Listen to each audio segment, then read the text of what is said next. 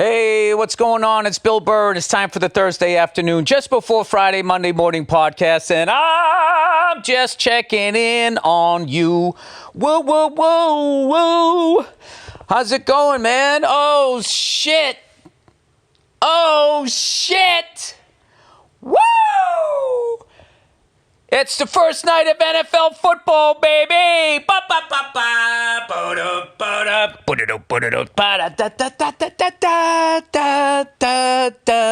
Loveless fucking marriage. Hey. Oh, all the sad men get to sit down tonight and just be like, you know what? You know what? As much as it's always my fault, as much as I am the sum of all the bad things I do, that's how the pie chart works versus all of this good shit that I'm doing. As much as I'm dealing with that metric system in her fucking head, I got NFL motherfucking football. I do have that. I do have that. And all this shit they fucking put us through, you know, you'd think they would just let us have that. But they don't.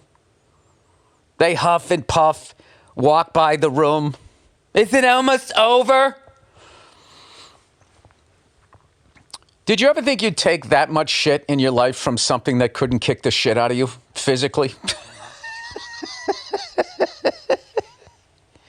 You know, I love watching the UFC, and one of the most amazing things that I've discovered from these amazing the best fighters in the fucking world, just as far as like, what do you want to do? You want to stand up? You want to go to the ground? You want to submit? You want to throw kicks? Whatever the fuck you want to do. The UFC, right? Anytime I've ever, heard fighters talk, they talk about how a fight is like 90% mental. And I'm thinking, like, how the fuck can it be 90% mental? And then I got married, and I said, oh, I know what they're talking about. I get it now, UFC champion.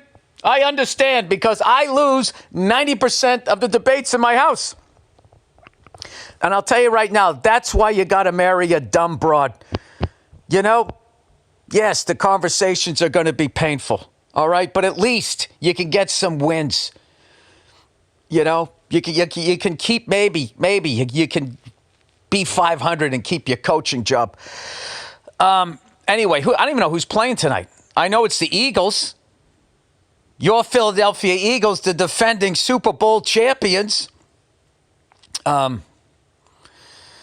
know they're playing tonight. I have no idea who they're playing. How about that division? You got the defending Super Bowl champions in the Philadelphia Eagles.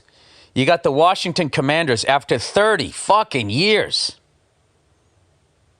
I mean, like the last time they won a Super Bowl, nobody knew who Bill Clinton was or Hillary, unless she was in Arkansas.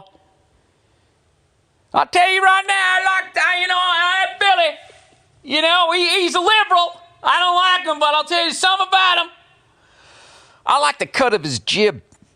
I like the way he carries himself. You know what I'm saying? Anyway, they must have amazing arguments, the two of them, Bill and Hillary. They must be fucking amazing. Because they're almost like reversed. Like he acts like a chick. He deflects everything. Oh, well, I think if you look at the whole picture, Bill, what are you talking about? We're not talking about the whole picture. We're talking about this incident right here. Oh, and he just walks away. I love you, Hillary, but you just sometimes. A lot of times, the most amazing thing, like rather than look at that guy, for like he's the typical piece of garbage that becomes president. If you could just get past that and just look at the humor of that guy, the amount of things that he gets out of when he gets asked a direct question, he does this fucking thing where he laughs and then he walks away as he starts to answer it, and then he just trails off on purpose in his sentence and acts as though him walking 3 feet away like he disappeared behind a mountain. You'd be like, hey, Bill, you remember that time you used that intern's vagina as a humidor? And he'd just be like, oh, well, you know, a lot of times people smoke. And you're like, how did he just... Do I need to get my hearing checked? I can still touch him. He literally walked 2 steps over to another reporter, but his voice, it was like it went by in a car. Like, what just happened there? Amazing. You know what I mean? You have to respect it. It's like when whoever your sports rival is, and as much as you don't like that team or whatever, if you're a true fan, there are people on the team where you're just like, God damn it. I love the way that guy plays the game. You know, that Derek Jeter thing where Red Sox fans were just like, God damn it. You know, he's great for the game. The way he carries himself, you know, he never yells at the umpires. All he does is he sticks his finger in the ear hole, acts as though he's starting to take off his helmet, never makes eye contact. He's just kind of like, that was a strike? That's what a strike is? That's the strike zone. Okay. So next time I come up here, that's going to be a strike. All right. But the umpire knows what he's saying. The umpire knows what he's saying. He told that umpire that he fucking missed it without even saying it. I don't think I ever saw that guy get ejected. I mean, I didn't watch every game of his career, but like I saw some, you know, some questionable calls, and he never lost his temper. And I sat there as an angry little leprechaun, fascinated by that. Like, how do you do that? So I wouldn't have been that way. Let's just pretend for a second I could hit a baseball, anything over 60 miles an hour. You ever go to the batting cages and just humble yourself? Like, you know, when you're sitting in the stands, the ballpark does not look as big as it is. And every once in a while, you take a fucking tour of a major league ballpark and you stand on the field and just feel like, you know, it's like Train Spotting when the dude falls into the floor when he's on heroin. Like, I feel like... And I also... I feel like the more wide open it is... No, they're all like intimidating. That was like a thing I used to do when I was on the road. I would take tours of these ballparks, and if there was an upper deck, you felt like swallowed up. But if I would go to like the Tigers, and you'd stand on the field, the expanse of it, you're like, I literally think you could fucking a 747 could get enough speed by the time it got to that wall and take off and clear this stadium. Anyway, I don't know what the fuck I'm talking about. What else? I rode my motorcycle for the first time in fucking forever. I just build these things up in my head. I got on the thing after doing the play, and it said the tire pressure was down. So then I had to order one of those tire pressure fucking pump things. And then I'm looking through the manual, and I'm thinking, like, I'm not going to be able to figure this out. I'm going to fuck this up. I'm just going to do something wrong. I'm going to fuck it up, and then I'm going to wipe out on the bike, and then I won't be able to do my shows, and then I'm going to lose all my money, and I'm going to have to move back in with my parents. I literally do that over, like, having to inflate a tire 6 pounds of pressure. And that is really, like, that's what the public school system does to people. You have about a grade and a half. When I was coming up in the public school system, you had a grade and a half to do well on tests, to have a good feeling about yourself. And if it didn't happen like that was just it. That was it. You were done. You were done. You had it in your head like, oh, okay, I see where I fit in. Those are the smart kids. Those are the kind of smart kids, and these are the morons. All right, I got it. I'm a moron. I got it. I have the answer. Call on me. I got it, man. Yes, Billy? What's the answer? I'm a fucking moron. That's correct. Thank you. Star on your forehead, right? And then you're an adult, and, it's just sit down, read the man. It could not have been easier. 36 pounds of pressure in the front tire. And guess what? The information was on page 39. So guess what Scatterbrain does? He inflates it to 39.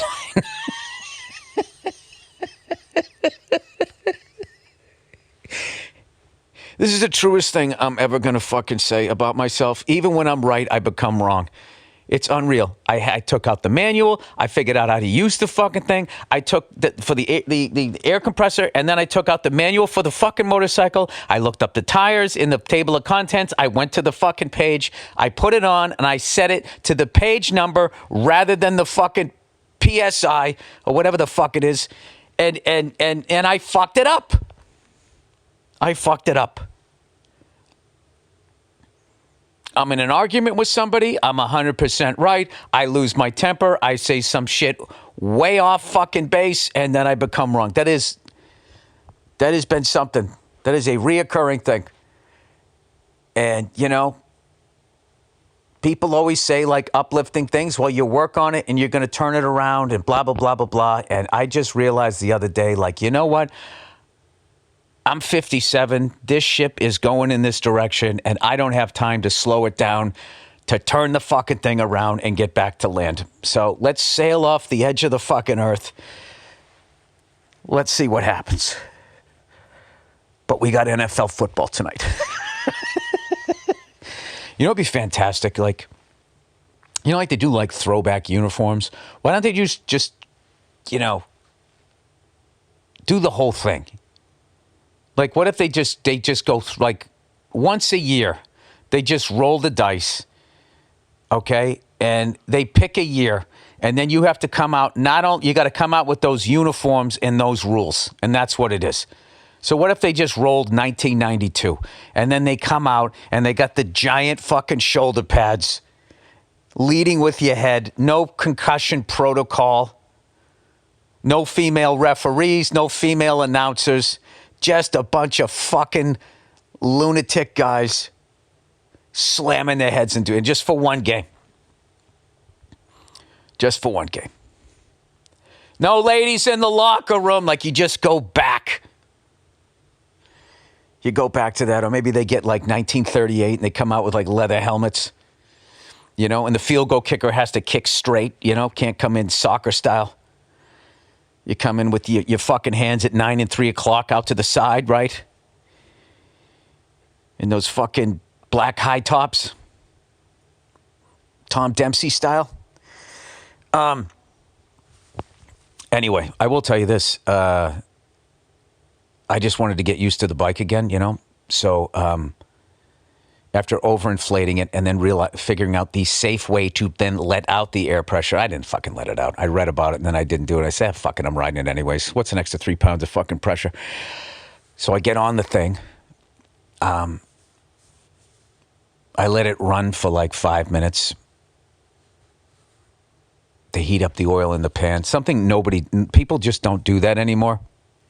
A lot of people used to, they didn't do it as much, but back in the day when you had a carbureted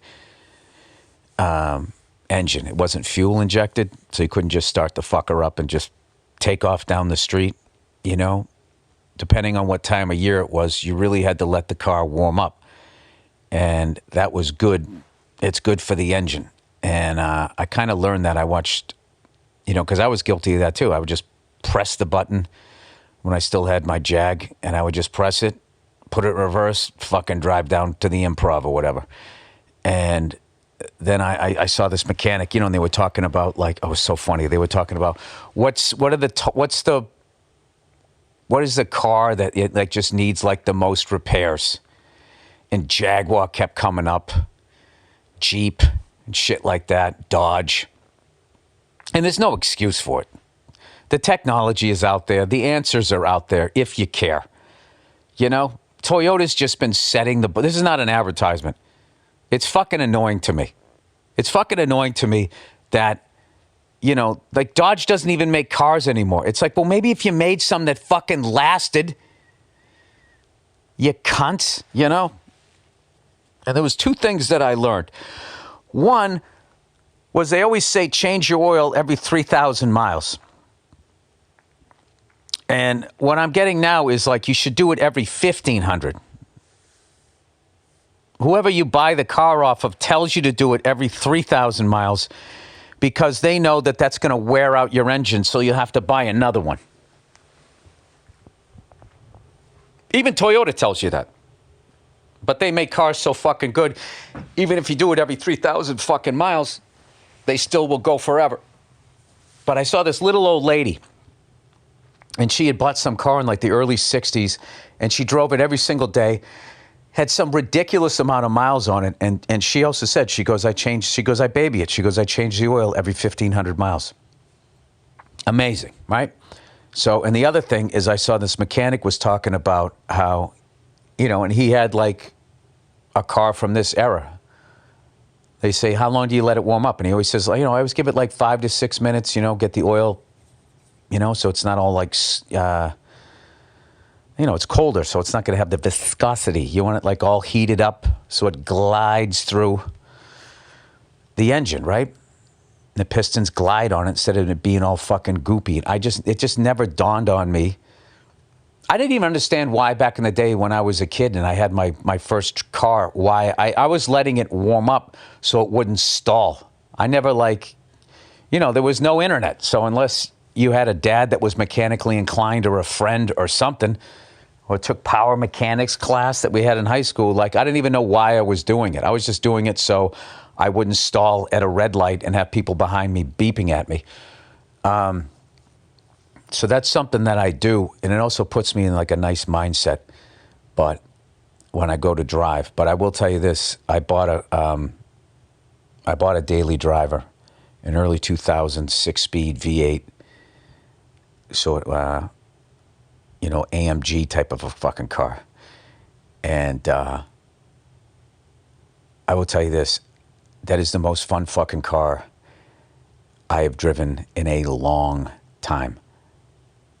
I did the Rich Eisen show yesterday, and I drove over there, and I took I was having so much fun, I missed my exit on the highway, and I just laughed, and I didn't care, and then I took the next exit, and I wasn't even sure where I was at that point. LA is a fucking huge place, and I was just like, I don't give a fuck. I'm just going to drive in the general direction of where I live because this car is so much goddamn fun to drive. So anyway, I got that going for me. Red Sox got fucking smoked last night. I missed the game. But I will tell you this, I love that fucking team. What a crazy game they had the other night. And I was like, playing with my kids, and every time I came back, it was like we were up 5-1. Then we were down like 7-5. Then it was 7-7.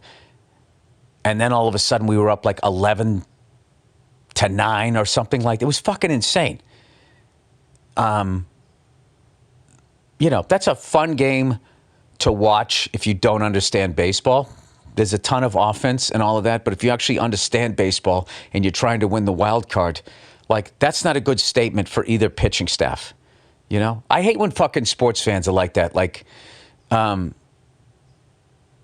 the Patriots played the Eagles in the Super Bowl, or that Kansas City Chief Buffalo Bill playoff game where it's just like 53-52, and like that Eagles Patriots Super Bowl. I loved it for the fans because the Eagles had never won it, and seeing Eagles fans lose. The Eagles, I know that they show a lot of bad videos about Eagles fans, but I meet a lot of Eagles fans. They're not fucking spitting on people, and a lot of them aren't like that. A lot of them are, but there's half of them aren't. So I was happy for them, whatever. But that fucking game, nobody punted in that game until the fucking fourth quarter. It was just I was joking with my buddy when I was watching the game going, I have no idea who's going to win this game, but nobody on defense on either one of these teams should get a fucking ring. What am I watching? And it was the same thing with that crazy fucking game the Chiefs and the Bills played. It was insane. It was like a video game. And even the announcers, and there was former players. One of the greatest games I've ever. It was like those old NBA All-Star games where nobody's playing defense and they're just fucking, dunking and hurling. It was stupid. 168, 166. 3 minutes to go in the third quarter. Like, what the fuck am I watching? Yeah, it was kind of like the baseball version of that. But every once in a while, you do have a game like that. But I don't know. I fucking love the Red Sox.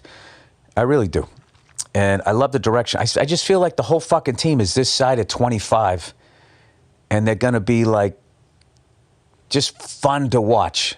You know, it's been since 2018. You know, we made a lot of moves. They didn't fucking work out. It happens. You know, believe me, as a Red Sox fan, what am I going to whine about 7 years after the bullshit before 86 to 7? I'll take whatever. But I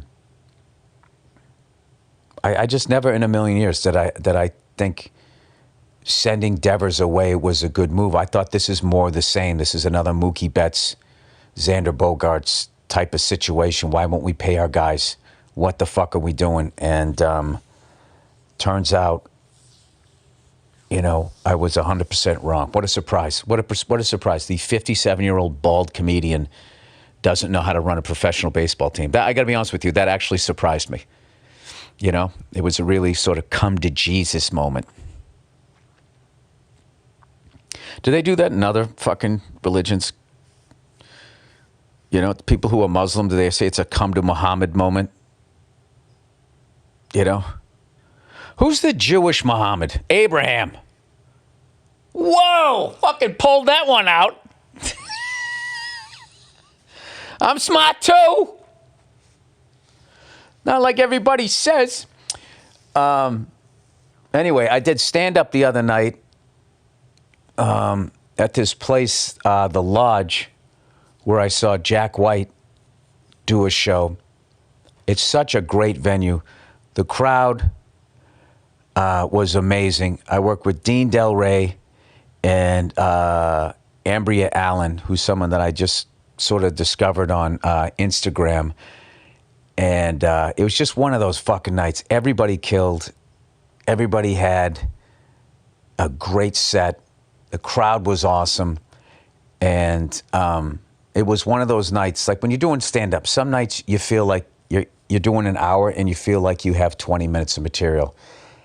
And then other nights you feel like, wow, man, I literally could have done another half hour. That was kind of like last night. So I'm getting geared up for these shows, you know, over in the Middle East. You know, I'm representing United States stand-up here, so I gotta bring the fucking heat over there.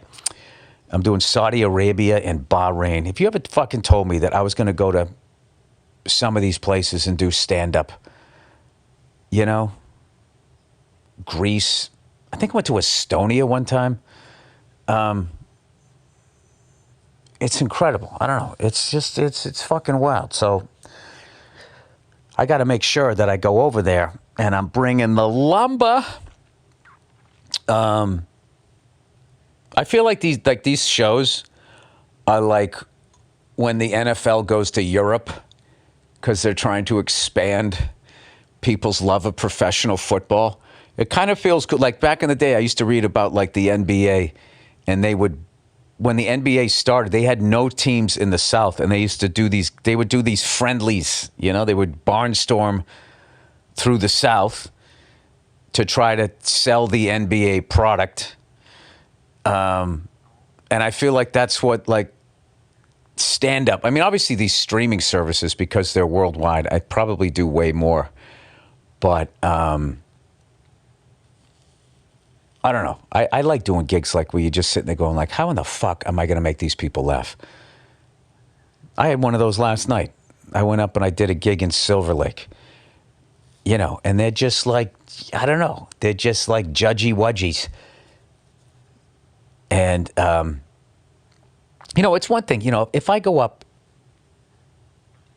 you know, I remember, when I went to Helsinki, I had like, you know, for the first 15 minutes, I was having a really tough set, but it made sense. I'm in Finland. It's going to take a second to figure this shit out. But, you know, when I'm still in Los Angeles and I'm performing mostly to fellow Caucasians and they're staring at me like they're in Helsinki. Like that's like, it's a bigger mind fuck than being in another. And like, you're in another country. You're expecting like, this probably isn't going to go as well as it does in Rhode Island.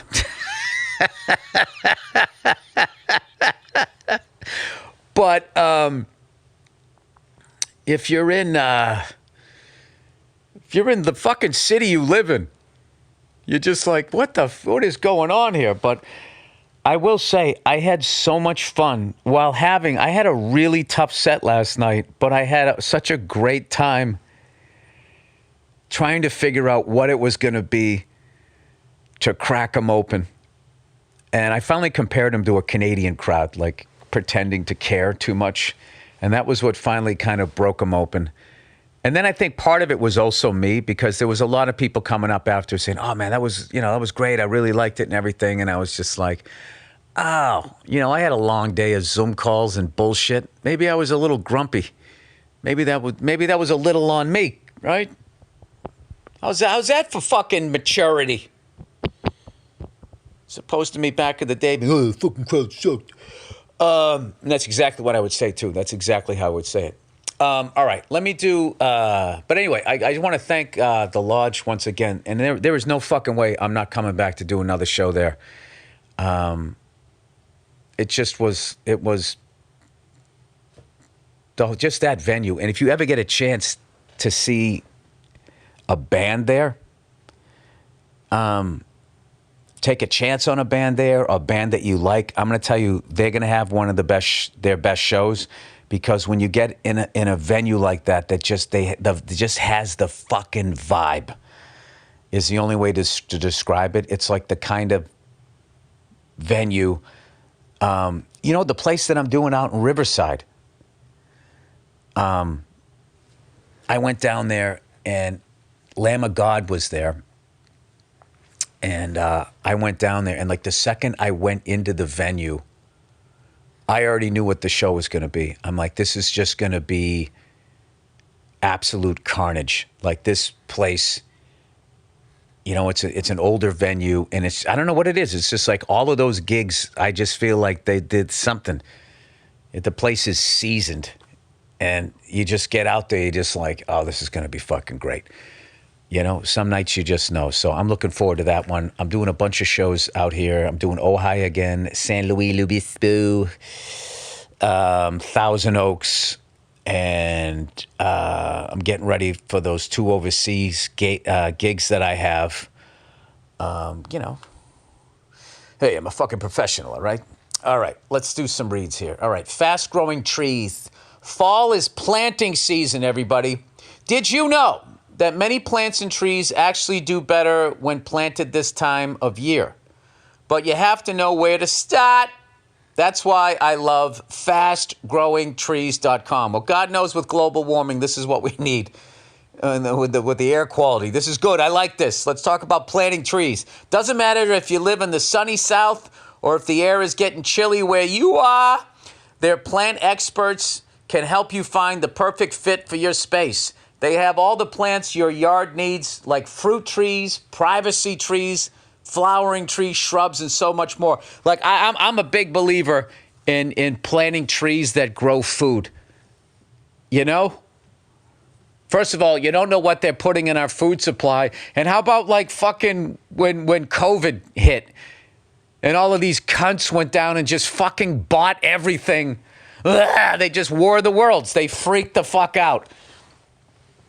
You could sit there, I don't need to go to the fruit section. I got all of this shit, You plant a cereal tree. One of them there ham sandwich. Isn't it amazing, like how important food is and how few of us actually know how to grow it? Well, you can learn how to do it with at least the fruit part of it. And maybe you start some vegetables. Who knows? Fast Growing Trees makes it easy to get your dream yard. Order online and get your plants delivered directly to your door in just a few days without ever leaving home. Their Alive and Thrive guarantee ensures that your plants arrive happy and healthy. Yeah, plant some fruit trees, have a vegetable garden. You know what I mean? How much fun would it be to wake up in the morning still in your slippers, chasing a rabbit away from your lettuce? You'll feel like that fucking kid that hangs out with Winnie the Pooh. All plants and trees are locally grown in the U.S. That's right, American trees, ensuring that they will thrive in your yard. Well, that's right. That's good. They're from this part of the world. Big yard, small yard, no problem, dude. We've got over 6,000 plants to fit any space, from indoor plants to fruit trees to full-size privacy trees and more. You can feel confident that these plants and trees will thrive in your yard because they are grown to last by American farmers on American soil. Picked by immigrants, though, probably, most likely. Every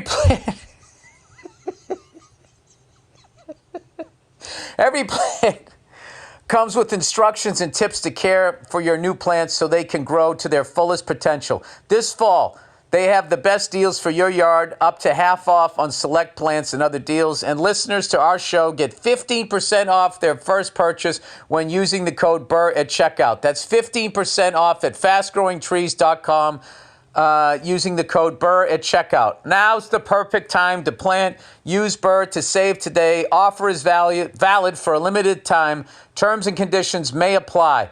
Check out the link below or in the show notes and support the show.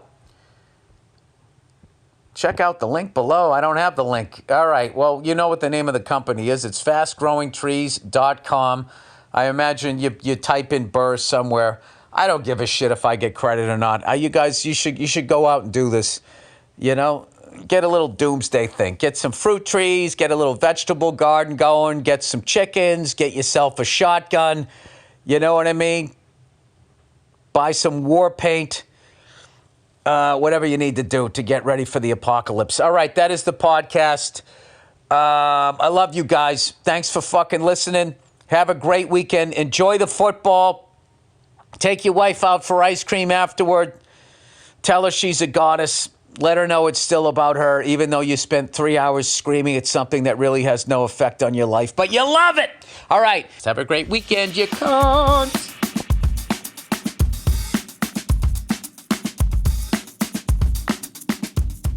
Hey, what's going on? It's Bill Burr, and it's time for the Monday Morning Podcast for Monday, September 4th, 2017. How's it going? How are you? Happy fucking Labor Day. Happy Labor Day. Happy Labor Day. You don't have to go to fucking work unless you're the guy that owns the fucking business. Then you never get to sleep, do you? You should have stuck with your first wife, but you threw her out, and now you got a fucking 20-something fucking con, and she wants to spend all your money. All right, sorry. Anyways, how you know something? You worked hard all year. God damn it, it's nice that you got a Monday off, isn't it? Don't you wish it was the way it is in Europe? I don't know how they do it over there. You know, they all got fucking health insurance. They get like 53 weeks off a year. Then like the whole fucking continent shuts down in August. Everybody just says, fuck it, we're not working. And somehow it keeps going. Is it because their countries are so small? Oh, look at the little country. Is that what it is? And over here is so fucking big, you know, just to mow your yard takes half the goddamn summer over here. All of us fat fucks waddling around our giant pieces of property. Riding a four-wheeler, shooting our guns. You fucking live over there in Europe, man. You got nothing. You got a flat, you know? You and 5 other guys fucking addicted to heroin when some baby drowns in a toilet, whatever that fucking movie was. You know, you got nothing. Or maybe you got a house and it's got like it's got that roof that looks like a bale of hay that someone braided in. Looks like a weave, but with like hay. I don't know what it is over there, but all I know is they still have castles. Some of them still have kings and queens, and they get like August off. It's just off. You know, when they get free health care. They pay a bunch of fucking taxes, but I got to be honest, you pay a bunch of taxes here too. I think it's just because we're bigger. Got the wide open fucking roads. I'm going to go with that. And I'm never going to read up about it. And that's what I'm going to say if that topic's ever brought up. Like, hey, how come they get all this vacation time? And if a woman has a kid over there, she doesn't have to be back to work on Monday. How come that is? Because they're little tiny countries.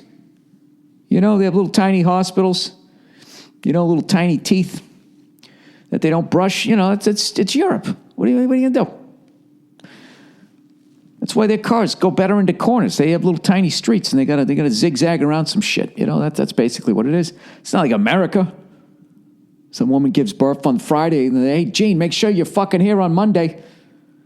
Pump that kid out. Do whatever it is you got to do. Have your gardener stick a weed whacker up or a fucking reverse blower up there and suck the kid out and be back to work. We'll give you Monday off, and then you got to be here on Tuesday. That's how it works here in America. Everybody wonders why we're so fat. It has nothing to do with our poisoned food. We're just stressed. You know? If you guys didn't have a whole month of August off over there in Europe, I'd love to see if you guys actually had to fucking work over there and worry about, you know, I need a new pancreas. How am I going to afford that? Right? Which is easily the cost of at least 3 flat screen TVs. That's the going rate for a pancreas, if I remember correctly. All right, if you were dealing with that stress, I'd like to see how many fucking donuts you'd be eating. You know? Speaking of which, Billy No Fun. Billy No Fun is on his 18th day of not boozing. 18 days not boozing. I barely even remember what it tastes like at this point, you know? I'm dropping weight. This is the time of night when it sucks. You know? In the morning, it's great. I wake up, my stomach's flatter than it was the day before. I feel good, but it's like at night. I mean, it's Sunday night. I don't have to go to work on Monday. I have tomorrow off like all of you guys. Well, you're listening to it today, you know? You can't tell me, you know. I mean, as a fucking human being, I have to go out and get fucking hammered, right? I mean, if I don't, if I was running the CIA, I'd be like, is this guy in ISIS? Is he some sort of religious fanatic? Old Billy Red Cakes. Old Billy Red Velvet. I'm staying away from the sugar. I'm being an angel. I'm being an angel because I might have some acting work in October. So I got to make sure I'm down to my fighting weight. $172. That's what I need to be at whenever I shoot something. You know, all these fucking actresses out here talk about how it's so hard for them, as if a guy can go on and be a bloated fat fuck and not get shit for it, okay? That's not how it works. They can get to you through social media. They go right at you and they tell you that you're a bloated fat fuck. What happened to you? You got old. Where'd your hair go? All of that shit. You know what I mean? But you know what it is about people? They look out their own fucking heads. All right? And they look at the world in a two-dimensional way. They look out their heads, they observe something, and then they put it in their head, and they process it with their previous experience, and then to them, that is the truth. That is what's going on in the world. They look at it from their fucking angle.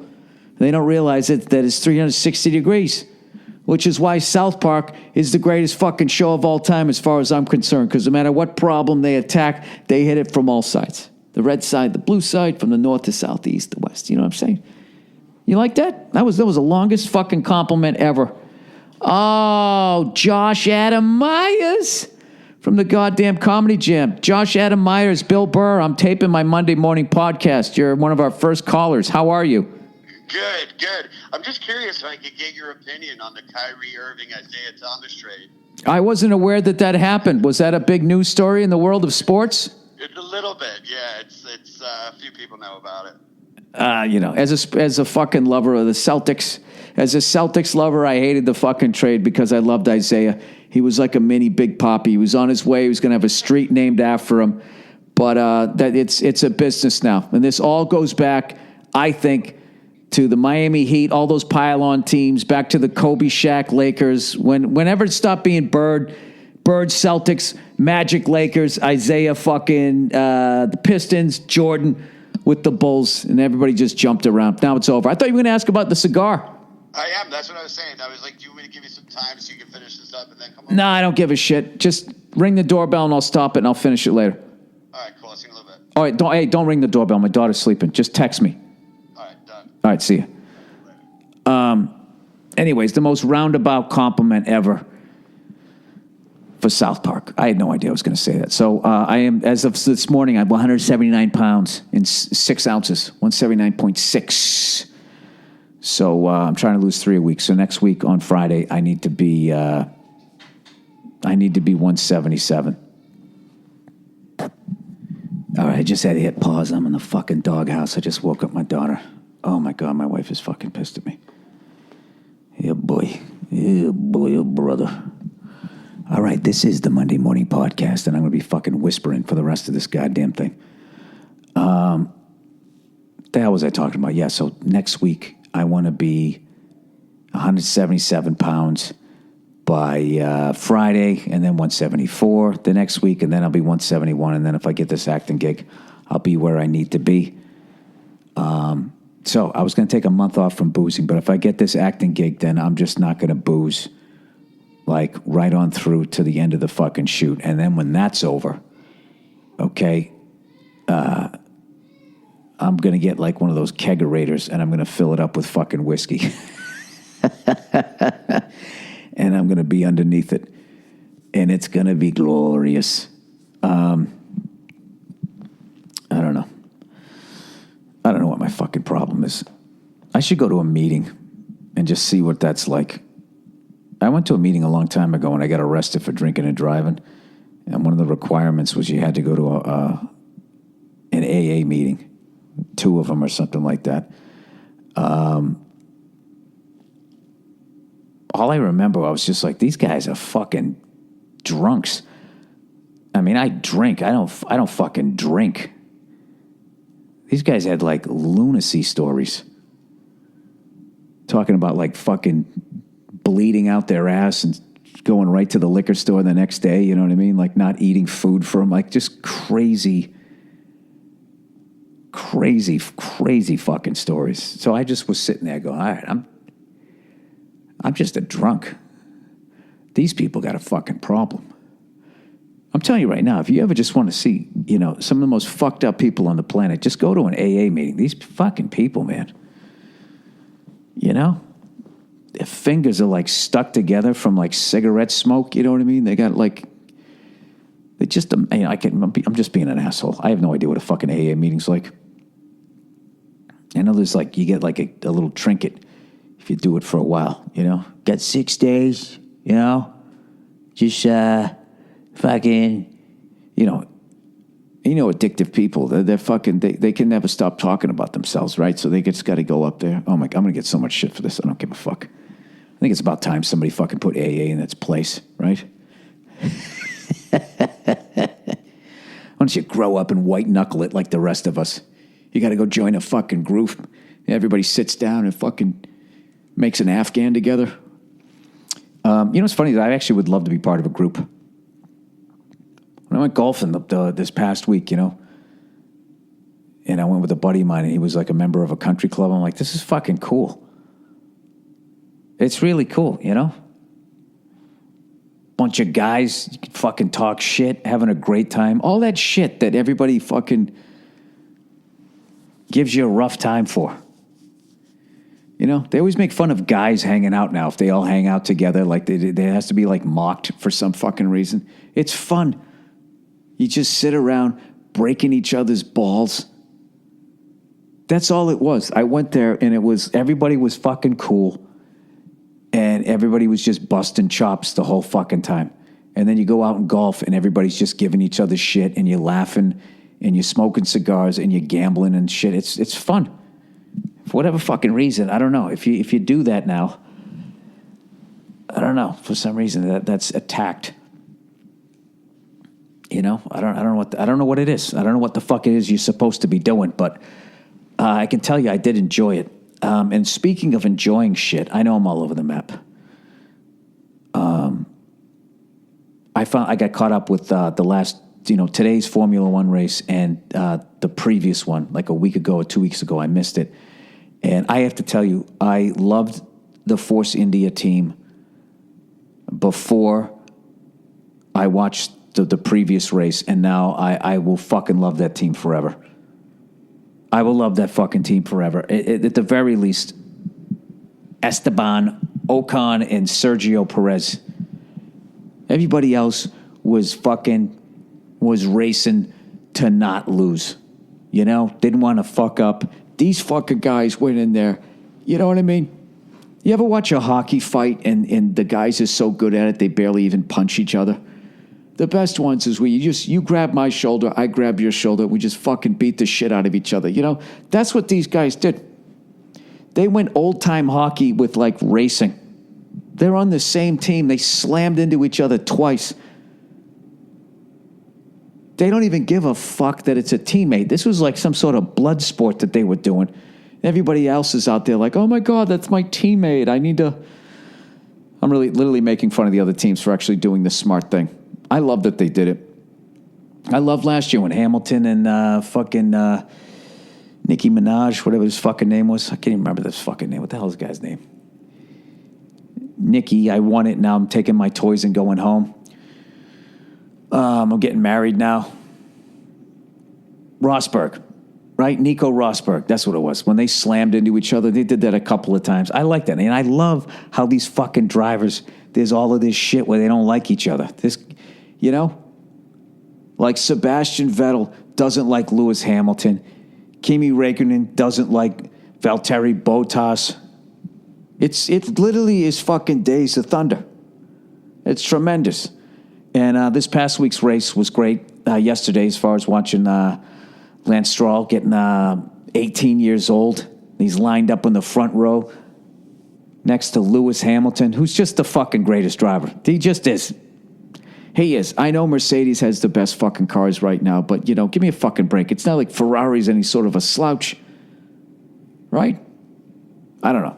You could argue that Daniel Ricciardo's just as good. He's just not driving a car as good. Maybe that's what the fuck it is. I don't know what it is, but I really enjoyed yesterday's race and the previous one. How do you not love Force India? Out there with the pink cars, the fuchsia cars, slamming into each other. It looked like me and my brother at a fucking carnival. You'd be like, those two guys are related? Like, you would know. We would, if we got into bumper cars, we would. No, I didn't give a fuck about anybody else out there other than slamming into my own fucking family member. What was the point of hitting somebody else? I couldn't laugh at him in the car ride home. I'd never see him again. So anyways, I guess they go to Singapore next. One of these years, I'm going to line up a stand-up date with that race over there. I'm going to try to go to a couple a year because I'm a fucking lunatic.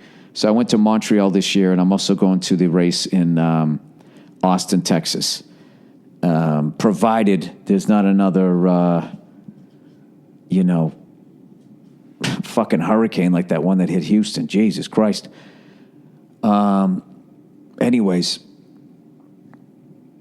I want to tweet out something, you guys. There was actually something where you could send like fucking diapers and that type of stuff. I just can't imagine everybody that has babies and everything you got to take care of. That seemed like a really cool thing to do. The very least, at least you can fucking do. So, anyways, I'm behind with my MotoGP racing. I got to get caught up on that. But I have to be honest. This race in Italy was one of my favorite races, just because of what was going on in like position 4, 5, and 6, fucking lunatic racing. And I just wish they could somehow do something to the cars that happened in the first and second position. Because once again, Lewis Hamilton, he gets to the first corner first, he comes out in first place, and then that's it. He's in the front of the race for the rest of the fucking race, and then that's just it. It's over. He's driving in clean air. His car's too fucking fast. Now you got to hope that the car breaks down or he fucks up, which isn't going to happen. And but I did enjoy all that other stuff. But congratulations to Lewis Hamilton for winning another one. He now is ahead of Sebastian Vettel. And I believe the Mercedes team as a team is ahead of everybody else too. So they're fucking crushing it. And I think it's going to be all downhill from here. So I'm hoping the fucking Ferrari team, because they're the closest ones, can step it up. And I like both those guys. I like Kimi Räikkönen. He always seems fucking pissed off, getting penalties and shit. I relate to the angry guys. That's why I like Force India. They're going to fucking slam into each other. It's tremendous. It's tremendous, It's childish.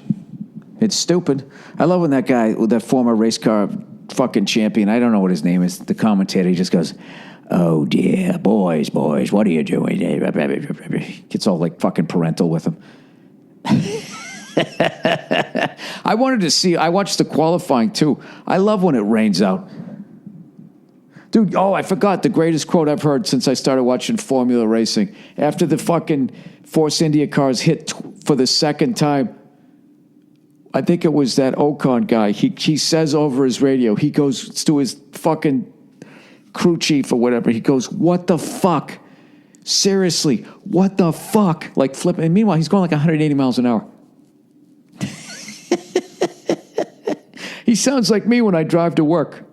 And he's doing 180, 200 miles an hour. And they fucking flip each other off. And they never flip each other. It's the European and shit. They give the, hey, blah, blah, blah, blah, with the fucking hand.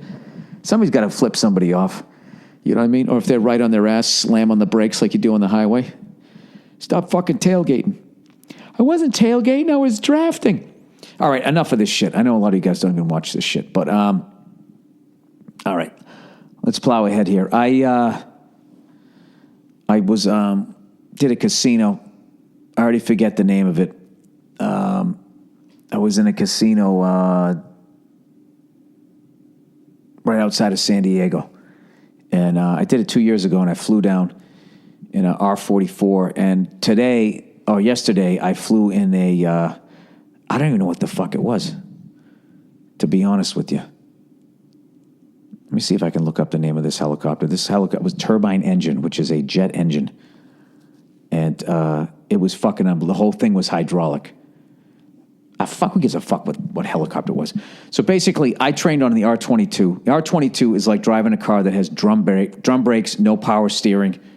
You know what I mean? And you have to fucking control the wipers yourself. Like in the 1920s, like Laurel and Hardy. You got to move it side to side.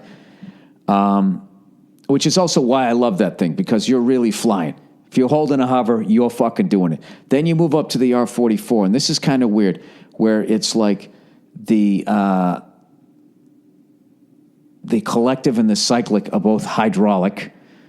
Okay, that's your power and then how you steer. The shit you hold with your hands, basically. And then but for whatever reason, your foot pedals are not hydraulic. They're just manual, your own pressure. So you're dealing with really finessing it, barely having to touch it up top, and then your drum brakes down the bottom. It's a very odd feeling. And I fly out of Burbank, and there's always a fucking tailwind. When you're going in to set it down, it's so fucking annoying. Like right behind you, full blast. I don't know where it comes from. Every time. In fact, I saw this student that was learning over there. What he would do was when he would go to set it down, he would just face the wind and set it down, and then go inside and get the wheels and then put them on the thing and then just turn the helicopter around. And as much as it was funny, I was like, that's a great fucking idea. I would rather do that, because you're landing next to other helicopters. I don't want to fuck anybody else's shit up. So anyways, this thing was like a 6-seater. And I got a picture. Dean Del Rey, go look him up on Twitter. He tweeted out a picture. I'll retweet it. And it's like I'm standing in front of the coolest helicopter I ever flew, and I'm talking when whoever took the picture. So I look like I look like an asshole anyways. Who's kidding who? But it was, I would say, the most amazing machine I've ever gotten the chance to operate. And it was like a sports car in the air with the tightest, most responsive fucking suspension you could possibly think of, without the rough ride, because you're not on the ground. You're just going through the air. Didn't feel any turbulence whatsoever. And I just know when you take off in the R22 and you push the stick forward, right? I mean, I don't know how long it is. It's a good 8-9 seconds until you want to get up to 53 knots. That's the optimal, speed to get out to get the most rate of climb. And it takes you it feels like forever, 8-9 seconds. This fucking thing, it was like maybe 2.5 seconds, and it was up to speed. You just pulled the stick back and you fucking shot up in the air.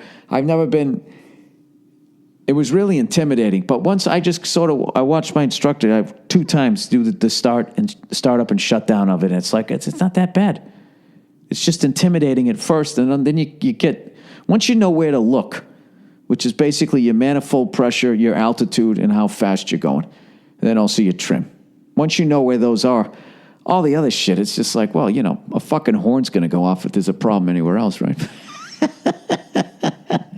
Anyways, it was fun as shit. And went down and we did the gig. And I think I'm going to start doing that. Like, I'm doing a podcast festival for the All Things Comedy Network in the end of October. And if I don't get this acting gig and I'm in LA, I'm going to fly out in a helicopter. I got a Vegas gig. I'm going to do that one in the helicopter too. And that way I can keep my hours up, stay current, and while going out making money. So I'm renting the helicopter, but I'm earning money, right? And in a way, I get to fly private without having to blow all this money on a fucking stupid-ass jet, which is stupid, right? Those fucking private jets is fucking stupid as hell. You get in them, you can't even stand up. It's the dumbest thing ever. You're way better. You can spend 1/90th the money on a first-class fucking ticket, and you're on like a fucking cruise ship. You can stand up when you take a piss. You don't have to bend over at the fucking neck. You know, I know they make bigger jets, but those things are like, you're going to fly from Boston to Rhode Island. It's going to cost you like a fucking $300,000. I don't know how anybody flies private, to be honest with you. I have no fucking idea. Just go to a mom and pop airport, get on JetBlue or Virgin. That's the way to do it. Use some miles, bump yourself up to a bigger seat. You're going to get a pilot who's psyched. He's making a ton of fucking money. You get on those little ones. Those people are not making shit. Right? I don't know. That's been my experience. They're trying to get a gig flying one of the bigger ones so they can actually make money instead of flying some little fucking 6-seater. You know what it is? I'm out of my fucking element. I don't know anything about that shit. I just have heard about how much it fucking costs. All right, let me read the fucking advertising here for this week. All right, what do we got here? Oh, DraftKings, everybody. Hey, do you like to gamble on sports? You want to make some fucking money? These are the guys. It's not too late to get closer to the game you love with DraftKings 1 Week Fantasy Football. This Sunday, DraftKings is hosting a $100,000 pick-em contest that is totally free to enter. All right? Pick'em is the newest way to play 1 week fantasy football. Drafting your team is faster than ever. DraftKings has organized players into 8 tiers. All you have to do is select one player from each tier. Choose between public contests with big cash prizes or private contests where you can compete against a group of your friends. DraftKings also has a beginner and casual contests where you can play against people of a similar skill level. The best part is you get to draft a new team each week without any commitment. So get to DraftKings.com now and use promo code Burr to play in DraftKings free contests with $100,000 in total prizes this Sunday. Use my promo code Burr, B-U-R-R, to play for free this Sunday. That's promo code Burr at DraftKings.com. Eligibility restrictions apply. See DraftKings.com for details. Speaking of which, the New England Patriots, the 5-time Super Bowl defending champions, the often criticized for absolutely no fucking reason, all the time. I had another guy bring up fucking Deflategate. I always tell him, it's like, they did not get convicted of deflating balls, you fucking moron. That was laughed out of court for the 90 millionth time. And then the suspension was canceled. Remember that? He was supposed to be suspended, and they took it to court, and it was laughed out of court, and the judge said, why did you waste my fucking time with this? That's what happened. And then, the United States of America, you cannot get tried twice for the same offense. That's habeas hearsay something or other, right? You can't be fucking double jeopardy. You can't fucking do that. So the NFL found a loophole. They just went back to court and said, is the NFL a corporation? And the judge was like, yes. And then they said, does a corporation have the right to suspend its employee? And the judge said, yes. And they said, fine. We're a corporation. Tom Brady is our employee, and he is suspended. And that's what they did. That's why he got suspended. Not because they proved anything. You fucking dopes. And by the way, the guy who caught the alleged, by the way, underinflated fucking ball.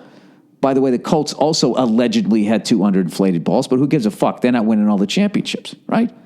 The guy who caught the ball tested positive for steroids this past season. Nobody gives a shit.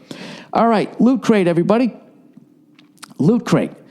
Be the envy of your friends and get 100% exclusive crates at lootcrate.com/XXX and enter my code XXX. Well, I guess I got the wrong fucking copy, didn't I? I don't know what to do with this. XX, what is this? I never know what this fucking copy. I'm just going to read it. And get XXX amount of dollars off any new subscription. September's Loot Crate theme is robotic. On a quest for epic gear, housewares, and collectibles, Loot Crate has it.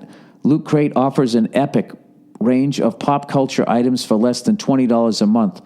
If you're more of a fanatical fashionista, then try Loot Wear. Monthly wearable and accessories with cult classics and your favorite franchises. If you want to get fancy, get a bigger box and an even bigger loot with Loot Crate DX. Want to geek out your pet? Try Loot Pets. Offer expires September 19th at 9 p.m. Pacific. Whether they beep or speak, many of your favorite characters are robotic. In September's Loot Crate, you'll find items from Star Wars, Star Trek, Aliens, and Blade Runner. Let me see how many of those robots I can name. C-3PO, R2-D2, R5-D4. That's a good one. That's like naming an offensive lineman. Then there was that one on fucking Buck Rogers. Remember that stupid thing? Beady, beady, beady, beady. Remember that? Before it talked, to go beady, beady, beady, beady. And then it would say something. I never understood it. Somebody sat in a writer's room and pitched that. What if the robot said, beady, beady, beady, beady, and then said what he was going to say? And somehow there wasn't like a deafening amount of silence and be like, what the fuck did you just say? Get out of this room. All right. One lucky subscriber will also win a mega crate of seriously epic proportions. You have until the September 19th at 9 p.m. Pacific to subscribe and receive that month's crate. And when the cutoff happens, that's it. It's over. Go to lootcrate.com/Burr and enter my code Burr, B-U-R-R, to save $3 off on any new subscription today. I wish I had more information on that, but I don't. All right, here we go. What do we got? Oh, ba-doo-doo. All right, there you go. All right, booze lineup. Oh, beautiful. I was hoping people were going to send these in. All right, I talked last week on, I got back into baseball, and that Yankees-Red Sox thing's heating up again. We better meet in the playoffs. It has to happen. It's been too fucking long. I ended up, fucking Yankees took 3 out of 4, so I broke even. All this shit talking. All of this fucking shit talking. And we ended up just being even. But I was talking about, just watching baseball. I did my booze lineup of like whiskeys, scotches, and bourbons. All right? I don't just do scotches, okay? This isn't like this isn't MLB when Babe Ruth played. All right? This is, anybody can show up as long as you're brown. No, tequila's also welcome. So this would be my lineup. I always change the lineup. I would say this week, Johnny Walker Blue is leading off. You got to start with some strong shit, right? Pappy Van Winkle is in second. And then I would put Angel's Envy at third. McCallum Rare Cask. Rare Cask is batting cleanup. All right? Then I'd have Yippee-Ki-Yay fifth. And once you get to the middle order, this is just when I just want to get fucked up, right? Those other ones, Angel's Envy is also a good one just to get fucked up on. It's not that expensive either. Then you get to the middle of the order where it's like, I'm staying at home and I'm getting drunk by myself, or I'm getting drunk with a friend of mine that appreciates good whiskey, bourbon, or whatever. When I get in the middle, then it's like Yippee-Ki-Yay, Patron Silver. Maybe I put Grand Patron where I put Angel's Envy. That's why I got that. Okay, Grand Patron hit fucking the third spot. Then I got Yippee-Ki-Yay. Then I got fucking Angel's Envy.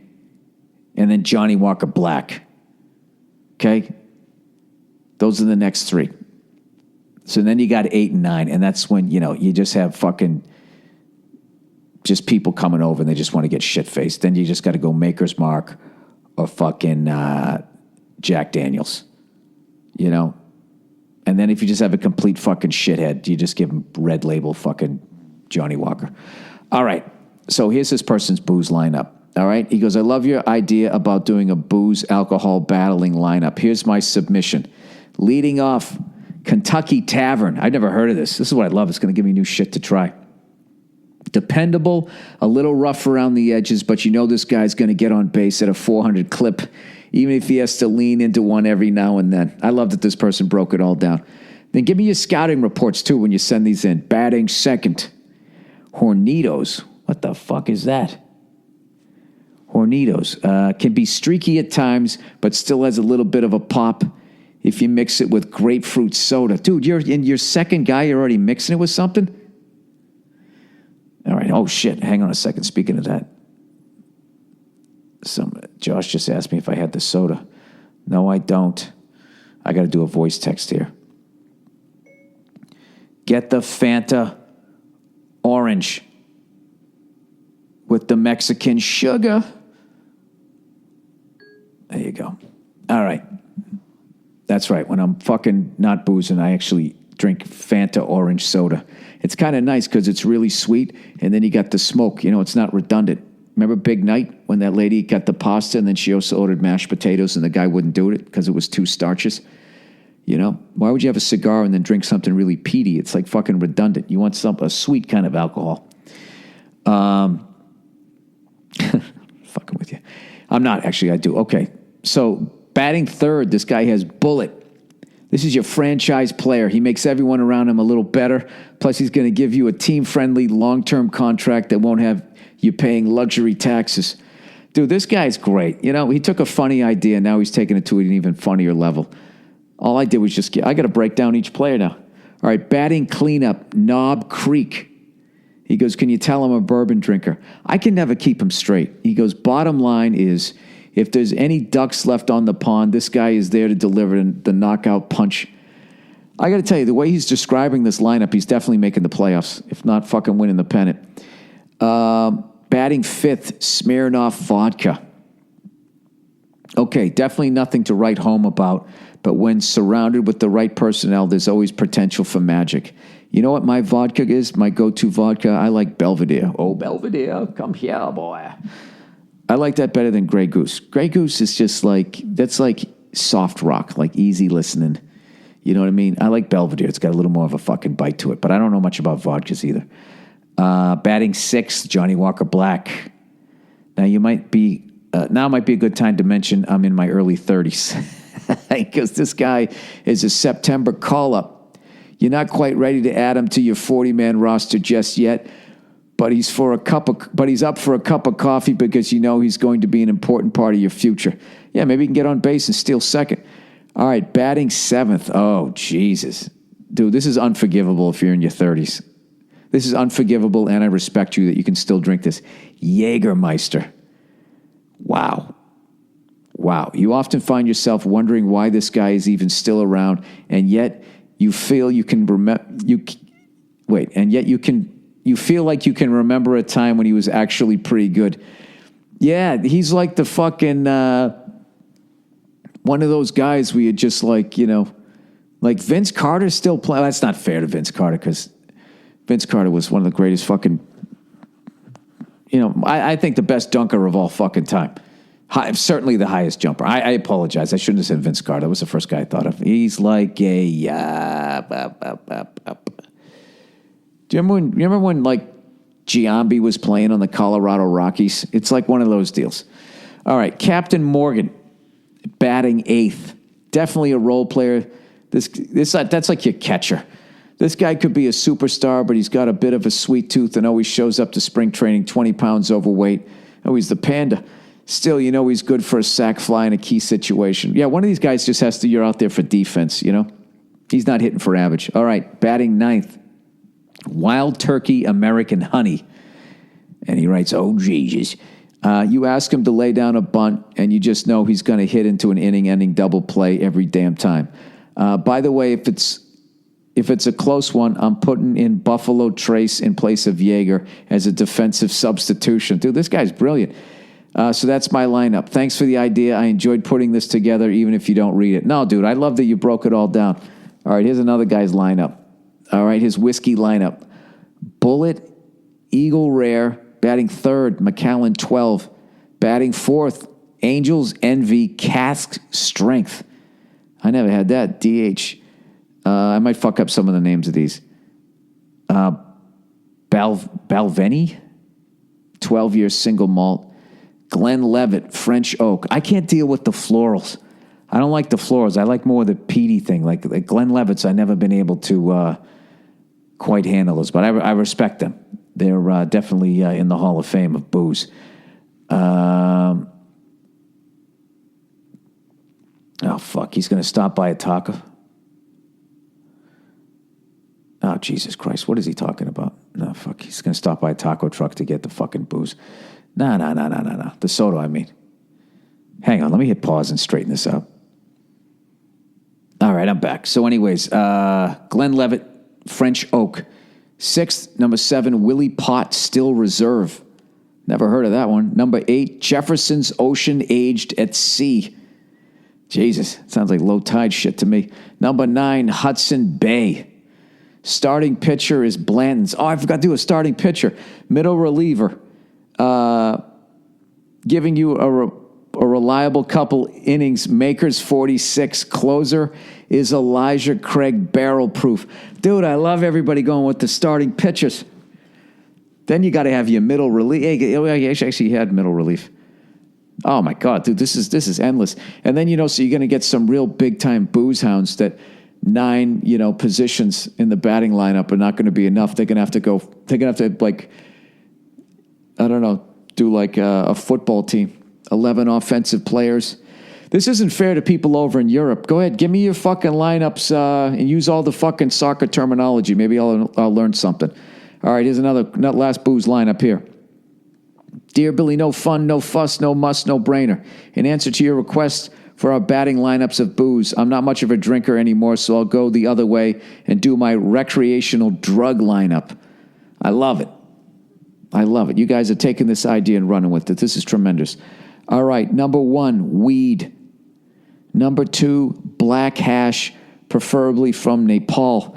Number 3, magic mushrooms. Batting cleanup, LSD, preferably purple Owsley. Never tried it, but according to Ken Casey, it was the best. Number 5, ecstasy, pure and uncut. Number 6, ketamine. I don't know what it is.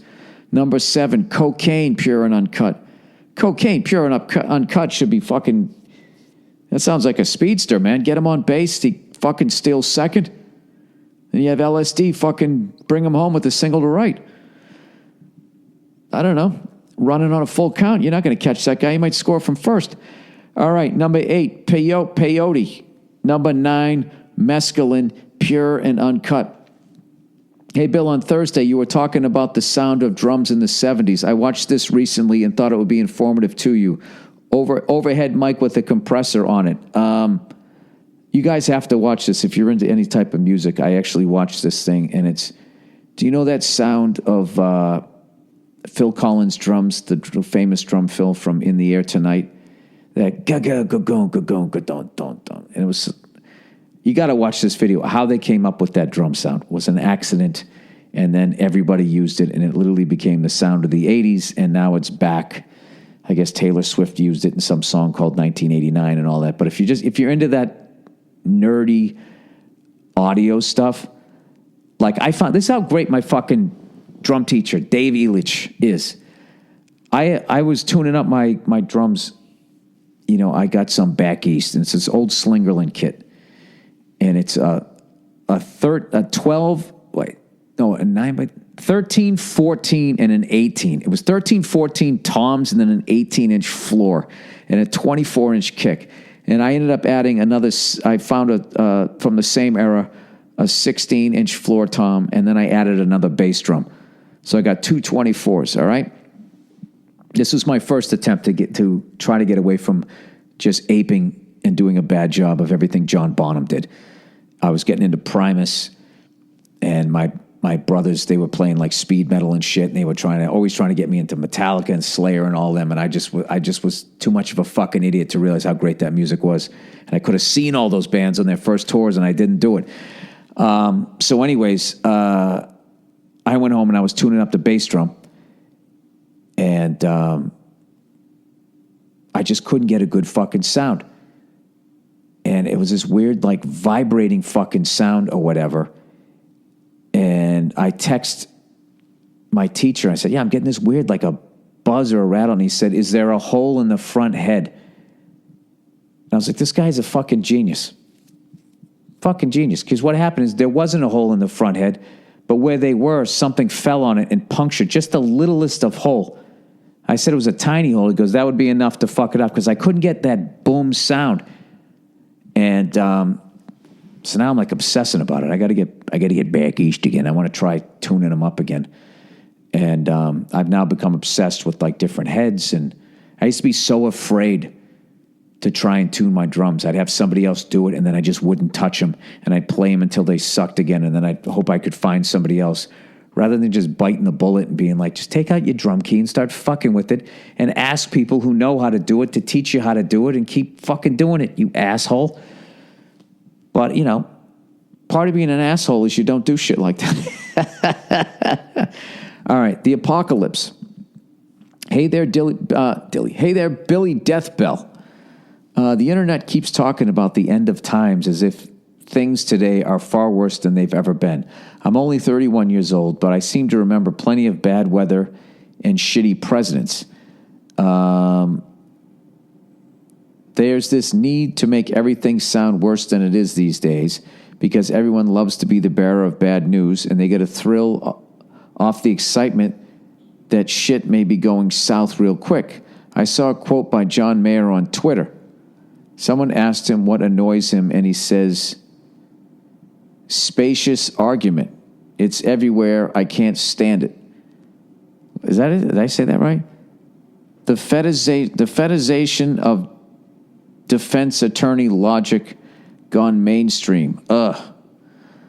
Well, he's obviously a smarter person than me, because I don't know what any of that means. Spacious argument. It's everywhere. I can't stand it. The fetishization of defense attorney logic gone mainstream. That right there is why he's a brilliant guitarist, because I don't know what the fuck he just did, but I don't know that anybody's ever put words together like that. I don't know what that means. I totally agree. Everyone thinks they're dropping the mic and they're just pandering and reaching for low-hanging fruit. Now, that I agree with, yes. P.S. Keep the 90s music coming. That Fiona Apple song that Andrew used last week reminded me of the summer I started jerking off. Save the pet store manager from last week. I don't even know what that means. Yeah, Andrew picks the music. I wish I could claim that I was as cool as to know all the shit that he does. He knows a bunch about music. Yeah, there is a lot of that. There's a lot of gloom and doom and all that type of shit. But, you know, it's not all... It is... you know... The Great Barrier Reef and all that type of shit is pretty terrifying. All of that shit is pretty fucking terrifying. And, I mean, I can't even focus on it. If you actually get past all the dopes on social media talking about things, and you actually listen to scientists talking about, like, whatever their predictions are... I know that there's, I don't know, this sounds like a, you know, I think it's going to be, I don't know, it should be interesting. We'll see. I hope they're wrong. You know, who the fuck knows? I don't know. All right, the DNC, everybody. Dear Mr. Burr, I'm appalled and disgusted that you had the audacity to speak poorly of Debbie Schultz Wasserman, a lifelong servant of her country and the only party that has moved this country forward. I usually enjoy your brand of humor. There's no way this person's serious. I have seen parts of your comedy specials and overheard a handful of episodes of your podcast while in the proxy of my brother-in-law. You, sir, have a responsibility to tell the truth and not just your uninformed opinions on politics. The deceit that you distribute is going to aid in the dismantling of this country. Oh, God. Oh, God. Give me a fucking break. You just happened to be walking by and you heard that. Well, you know, the whole part of this podcast is that I am uninformed. And I sent a link that you could watch on YouTube and listen to that lawyer discussing the things that she did or didn't do. So I don't know what your fucking problem is. You know, I talk about politics the way I talk about sports as someone who never did it at a professional level. I met Schultz Wasserman a few years back, and I asked her what we could do every day to change the nation for the better. And she eloquently said, do not let them tell you how to feel. Oh, God. I'm not reading the rest of this. This is fucking... Sincerely, a proud Democrat who will not be discouraged. You know what you sound like? You sound like someone, you know, when someone comes up to me and says the Patriots are cheaters, and then I say, who's your team?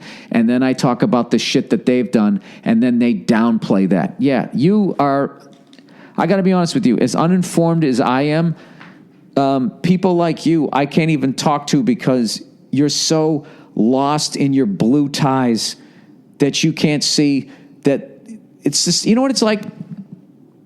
Everybody out here in Hollywood loves to sit there and trash Fox News and talk about how they're all these bullies and all that. And I'm going to tell you, I'm not going to name any fucking names, but the amount of performers, comedians, actresses, and all this type of shit, like their level of zero tolerance, like they're literally what they're fighting. They're bullies.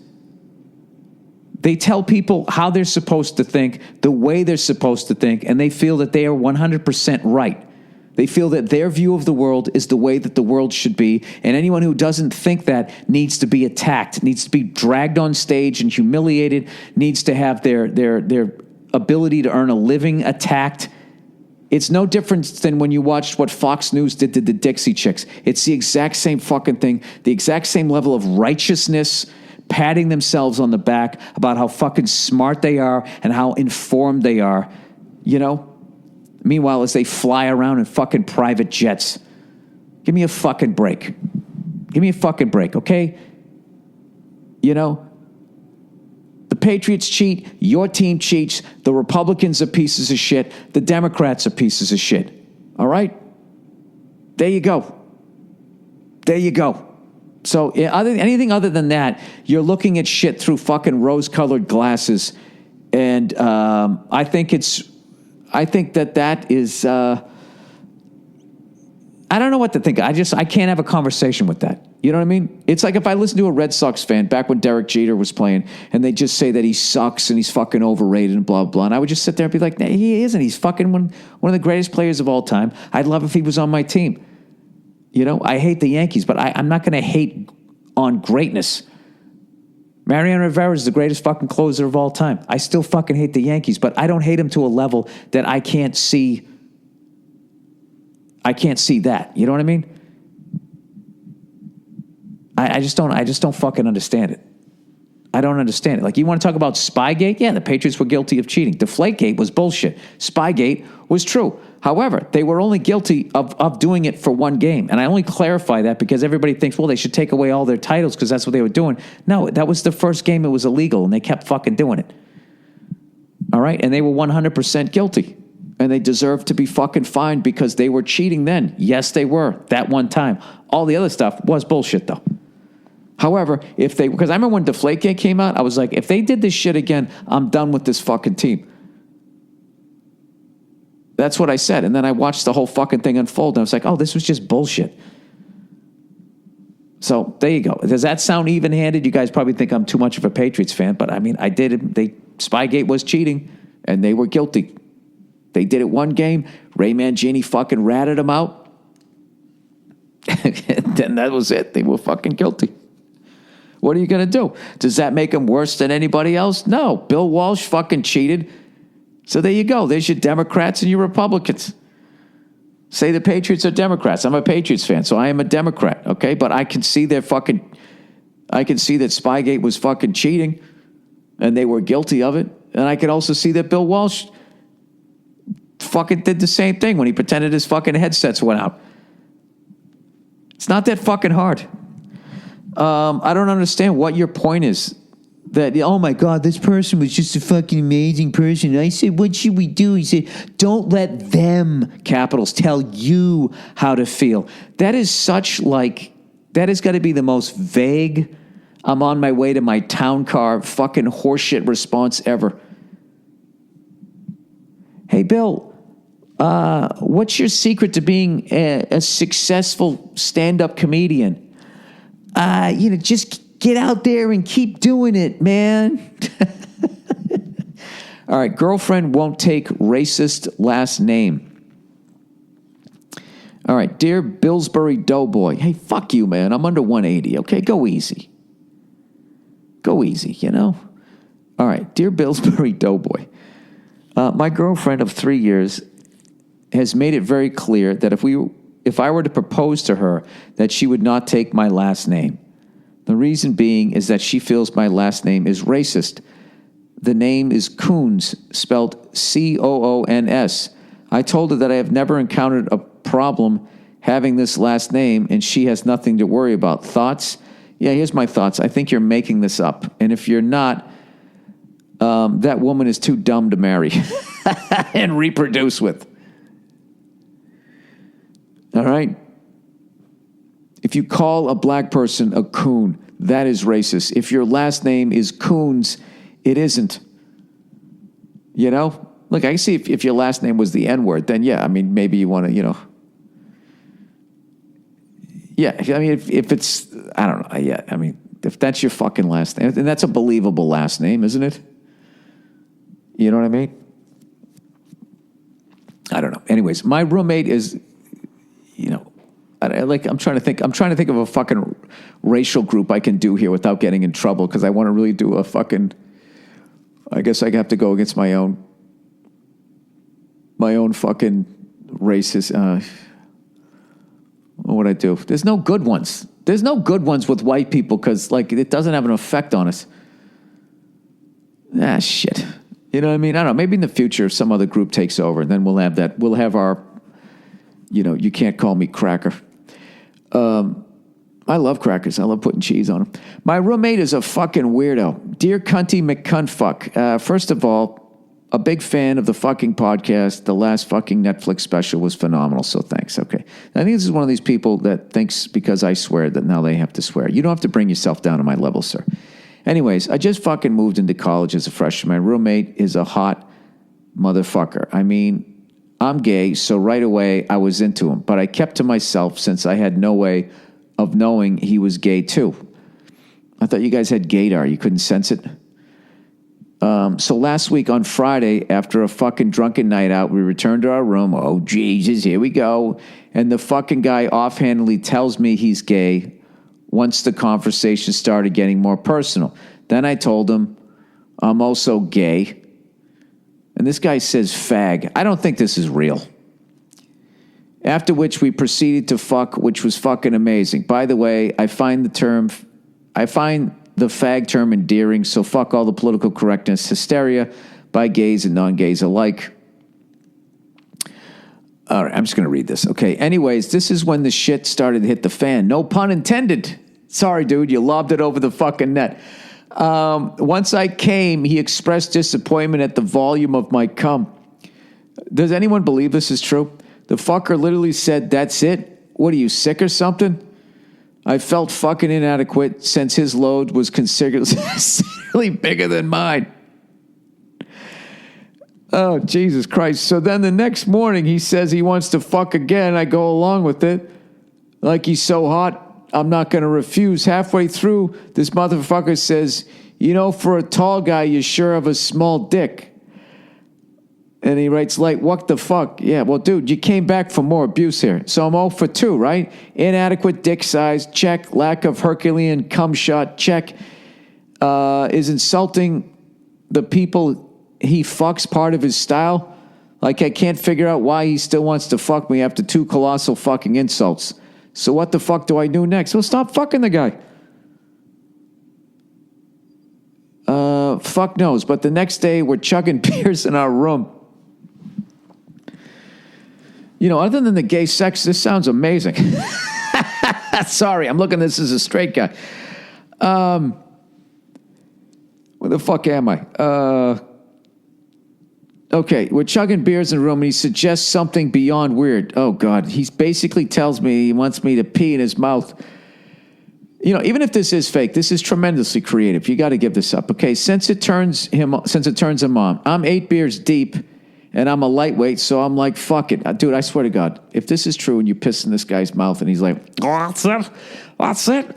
This motherfucker has a stream like a goddamn fire hose and nearly broke my jaw in the process. What? I don't believe Jesus Christ. So I'm completely weirded out by this colossal cunt. Dude, you let him piss in your mouth. His only saving grace is that he happens to be the hottest guy I ever met. So, Bill, what the fuck do I do? Do I change room, kick this cunt to the curb, and sleep and never sleep with him again? Or do I stick in there so that I can stick it in there? Thanks and go fuck yourself, you muggy bitch. I don't know. It sounds like you feel bad afterwards. If I was with a woman and she was doing this shit to me and she was really hot, yeah, I'd probably keep going back, but I would just get myself mentally prepared. You know what she might do? Just tell him he has a weird asshole. You got to get in his head. Tell him his ass is too hairy. He needs to braid the hair on his ass or so. I don't know what the fuck to tell. I mean, you're outside. You know, this is still basically human interaction. So you're talking about feelings here. So if you want to get childish, say something mean to him. And I don't know. You know what's weird is Josh just showed up. And now I have to smoke a cigar after reading that shit. Yeah, dude, don't fucking go back. Don't go back for more, right? Or if you're going to go back for more. Sorry, I'm texting. Hang on. All right. Yeah, you don't need to put up with that shit. Everything's like a pun in this. The weird thing is that you live with the guy. It's never good to fuck your roommate. You know, that's never going to be a good thing. But I don't know how it works with gay guys because you're both guys, right? So I would think you'd be able to just be like, yeah, we're just fucking, right? Then we'll watch a game and fucking drink some beers and I'll fucking piss in your mouth, evidently. I guess that's how it goes down. I don't know what the fuck happens here. So I would just, if he sincerely is making you feel bad, then I would try to find a better guy. But consider you live with them. You obviously, it's not like you can just blow the guy off. So at some point he's going to be like, hey man, you want to fuck? You got to be like, nah, I don't. Be like, why not? Be like, because you're a dick. You say mean shit to me, and I don't like it. All right? So why don't you go in there and go rub one out and piss in your own fucking mouth, you fucking douche. Or you just move out. All right. That's the podcast, everybody. God bless each and every one of you. Go fuck yourselves, and I'll check in on you on Thursday. What's up, everybody, and welcome back to the Anything Better podcast show, NFL edition. And I am so thrilled to be back here with me, your host, Paul Verzi, over here, and Bill Burr over there. And we're very excited to bring back, of course, we have Andrew Themlis, the Greek freak, the Beverly Hills Kid, and making his year 2. He made the 53-man roster. A fan favorite, Paul. Jake the Snake is back. He's got more detailed injury reports this year, so we are back in full swing. Bill, how the hell are you? We're back at week 1. We gave Jake the Snake the keys to the car. Okay, this is his team to win or lose with. I'm beyond psyched, dude. I am beyond psyched for the game tonight. Well, Bill, I have to say something to you, dude, and I don't know. I was only able to give you. If it's not nice, I don't want to hear it. I'm in too good a mood. It's very nice, and I wasn't able to do this publicly on the show. I had to call you after the fact. But, dude, your Super Bowl prediction and what you said would happen, how it would happen, happened. Okay, and listen, you know me. I'm a guy that likes to give credit where credit's due. Okay, I like to give credit where credit's due. You said the Philadelphia Eagles were going to kick the shit out of them. You said how they were going to do it. If you listen back to that episode, you nailed it. And if the refs let them play.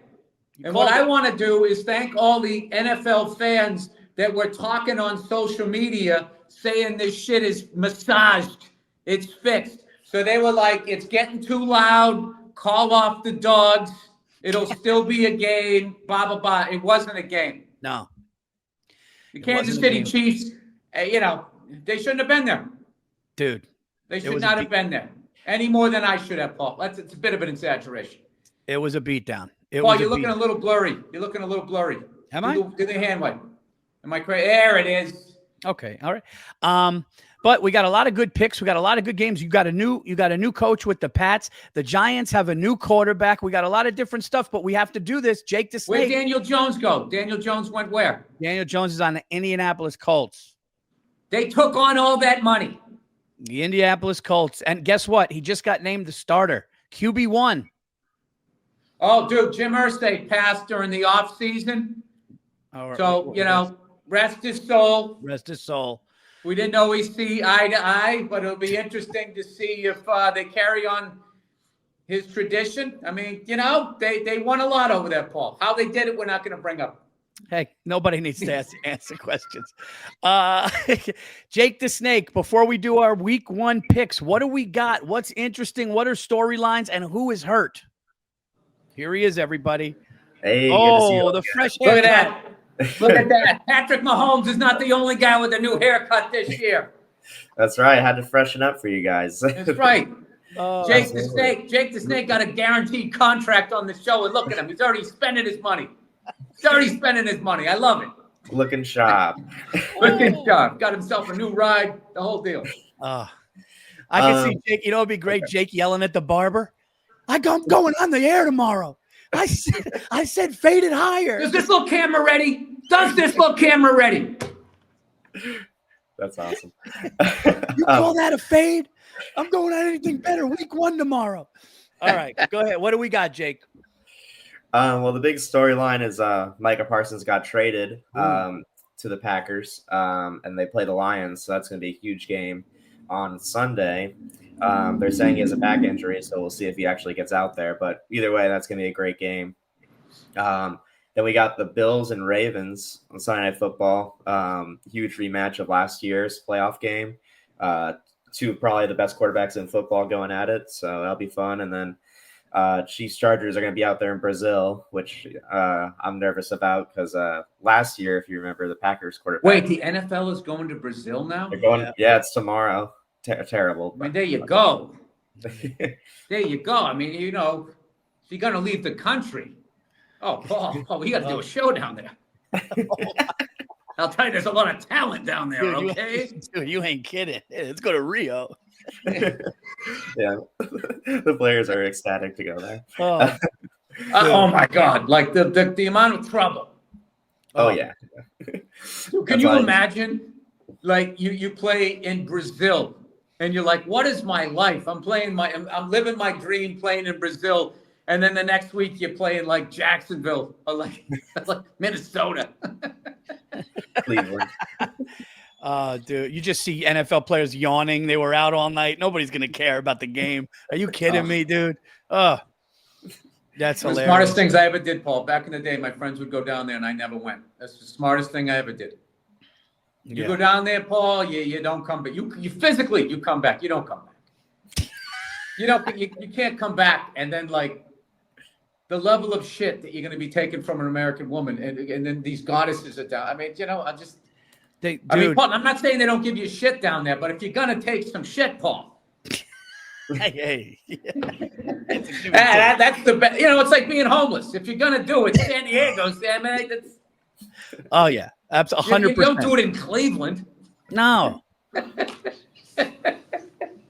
you're going to live under a bridge, Paul, I mean, where is Paul Percy living? Probably South Beach. South Beach. Warm. It was South Beach, cute, Paul Percy, the happiest homeless guy. You're loving me. Like, dude, you don't even need a house. I swear to God, dude. I go to the beach. It rains a lot, but it doesn't rain for a long time down here. And as long as it doesn't go sideways, if I'm under the bridge, I mean, I'm good. I got a dog. Dude, the NFL is going. I think they need to calm it down a little bit. I mean, what's next? Dude, I'm seeing the Raiders in Columbia next year. I'm telling you. Listen, if they're going to try, they're trying to go global, like, how soccer is global and the UFC. I'm telling you, they don't understand that that's apples and oranges. I remember Rogan said a long time ago, if you're driving down the street, even if you don't watch MMA, if you saw two people fighting, you're going to stop and watch it. Like, fighting has global appeal, and so does soccer. I mean, it would be. Can you imagine if like Australian rules football came over here, or they tried to bring like the 7-nation fucking rugby league over here, and who's going to win the championship or the wooden spoon? I mean, that's what we're trying to do. I'm not shitting on those leagues, but it's just you grew up with those, you watched them with your dad, and it's just they're there. So I don't know, but I mean, if they're going to try to go global, you might as well go to some. I thought your voice just cracked when you said dad. I swear, I thought you went. Oh, you was doing the thing, dad. All right. Well, here's the best part, Bill. You get to go first because it's an odd year, and you go first on the I'm an odd year. fella. So what's that? And I'm an odd fella. You're an odd fella, and you get the honors to open the year. And you know what? Yeah, there's just something about me. You can't quite put your finger on it. All right. Well, I'm going to go right out of the gate, and I'm going to take my New England Patriots -2.5, playing the Oakland Raiders. Sorry, Los Angeles Raiders. So Oakland, the Las Vegas Raiders. All right. Dude, the Raiders are like that dude, that got married like the 4th time, and you're like, am I really going to this wedding? You call him like, dude, I'm just not going. I wish you well, but I can't make this one. Paul, where do they move next? I know. Where do you go after that? They got the triangle of fucking death there. Oakland, L.A., Oakland, Vegas. I tell you where they're gonna go. They're gonna be the Brazil Raiders. Oh my God. That would be a hell of a promotion. If I was the owner, I would literally have a pirate ship sail into the harbor. That's how I would do it. This is Paul. I am fucking swinging in the fucking wind here. I have no idea what I'm doing. The Rio Raiders. Yeah, I was thinking that too. Andrew said the Rio Raiders. Dude, I got to tell you, it's got a nice ring. It's got a nice ring to it. You're telling me the Giants are playing the Rio Raiders? You're not trying to sell that to your wife? Babe, we're going to Brazil. I'm going down there for the game. For you. For you. They got frozen yogurt down there. I got to go with, I'm hearing good things. I don't like people who like watch preseason football and, with the fucking 200-man roster and somehow they know something. Well, this is what I do know is Mike Vrabel can coach for this league. He did great in Tennessee. He's a former Patriot. The old player coach thing here. I think people are going to get on board.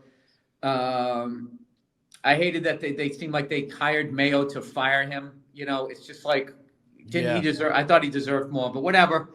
You got to shake it off. Here we go. So we're playing the Raiders, who are always in flux, Paul. And I don't think we have a convincing win. I think we win. I think we cover. And I don't know what it means.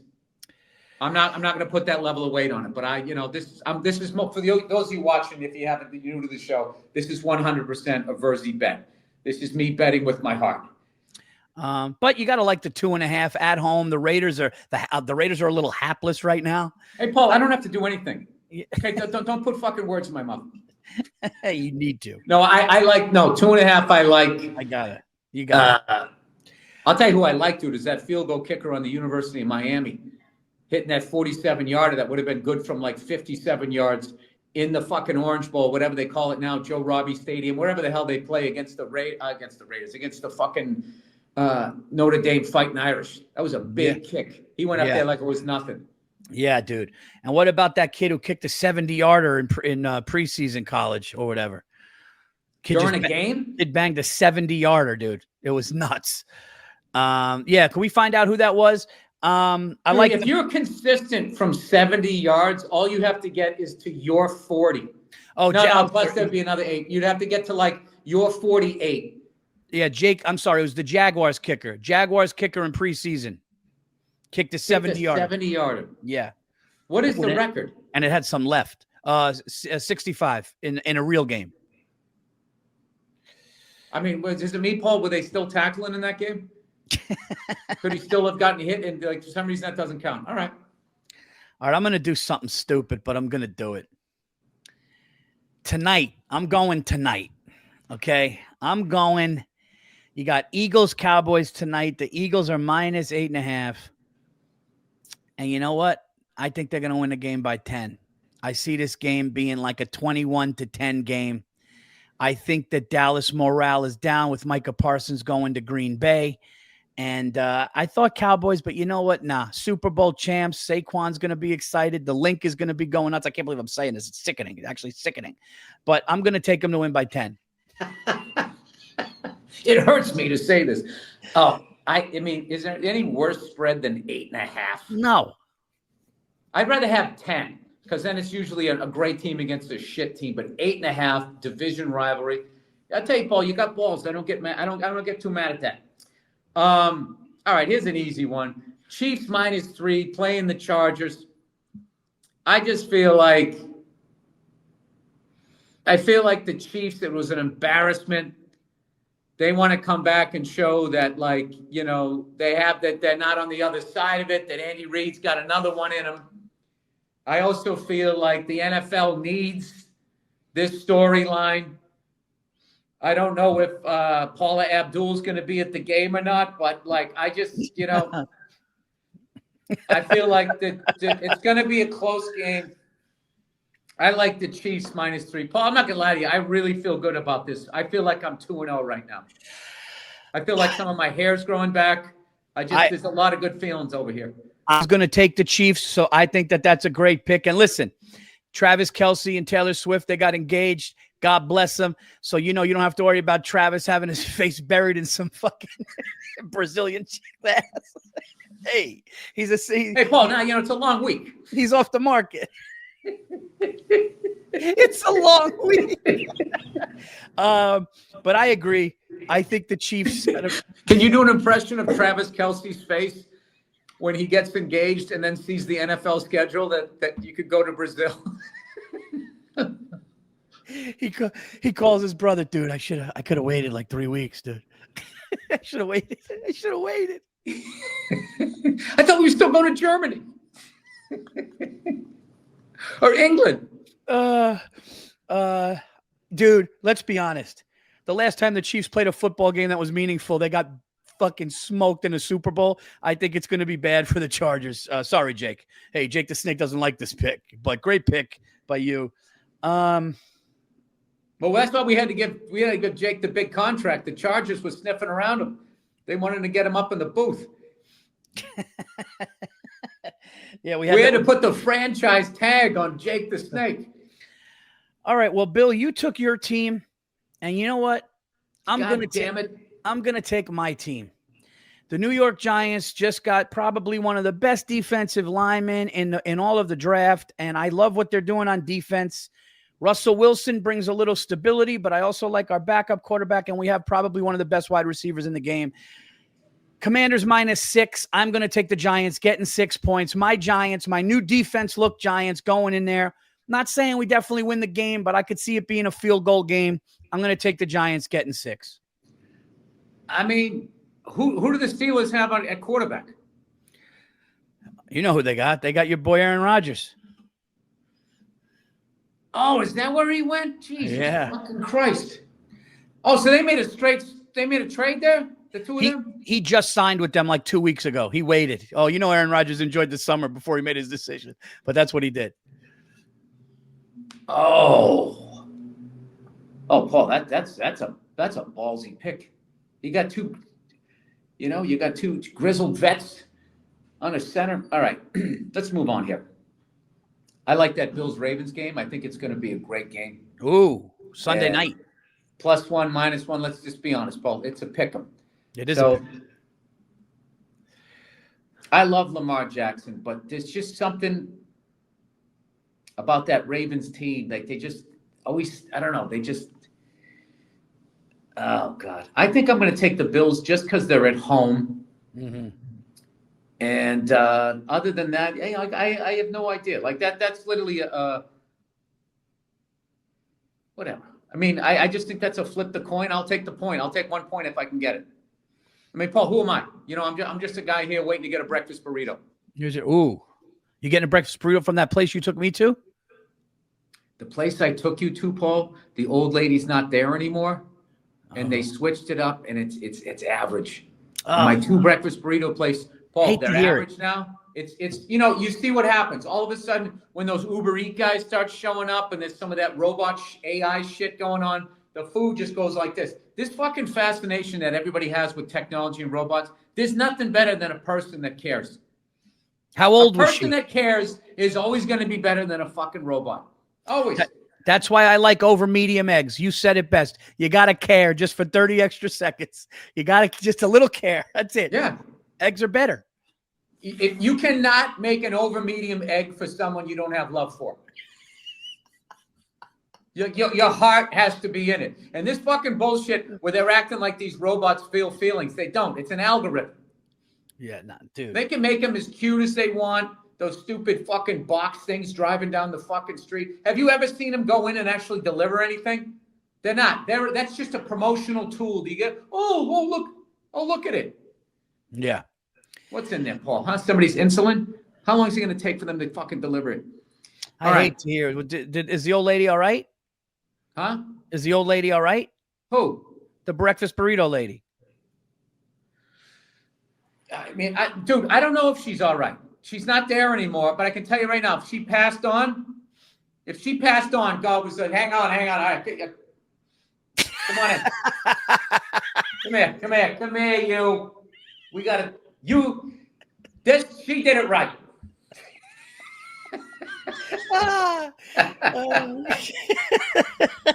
The fucking, foot of the line. All right. I got TSA pre-check right into heaven. All right, I got my fourth and final pick here, dude, and I'm going to be honest with you. I don't love it, but I like it, and I'm going to take for the first time in 3 years, I think the Cincinnati Bengals don't lose week 1, and I like them -5.5. I like that. I think the Browns are in a disarray, and one of the Browns aren't in disarray. I mean, come on. The Browns have been, I'm not going to lie. You think the Browns are the Browns? I'm going to take Joe Burrow. Well, the Browns haven't been in array since Jim Brown. Rest his soul. They've been disarray ever since. Yeah. That's not true. Cardiac kids, those Elway Browns games. If they could have just won one of those games, I think that rivalry would have had more attention put on it. I mean, those were just fucking. Paul, that was football. Municipal Stadium and Mile High Stadium. Those were just ugly. You had to love football to sit in those fucking stadiums. That was the real deal. I love both of those stadiums. Oh, okay, good. No, actually, Andrew said we both have one more pick. By the way, did I ever tell the story about what I heard about the drive with John Elway when John Elway went to Cleveland to speak about the drive with the dog pound throwing eggs? Did I tell you that story? If I didn't tell you the story, I'm going to tell you real quick. Bo Diaz was the cop at Hilarities. Hilarities, shout out to Nick Costas, great room. He always had police there. Bo Diaz, the catcher from the Indians. No.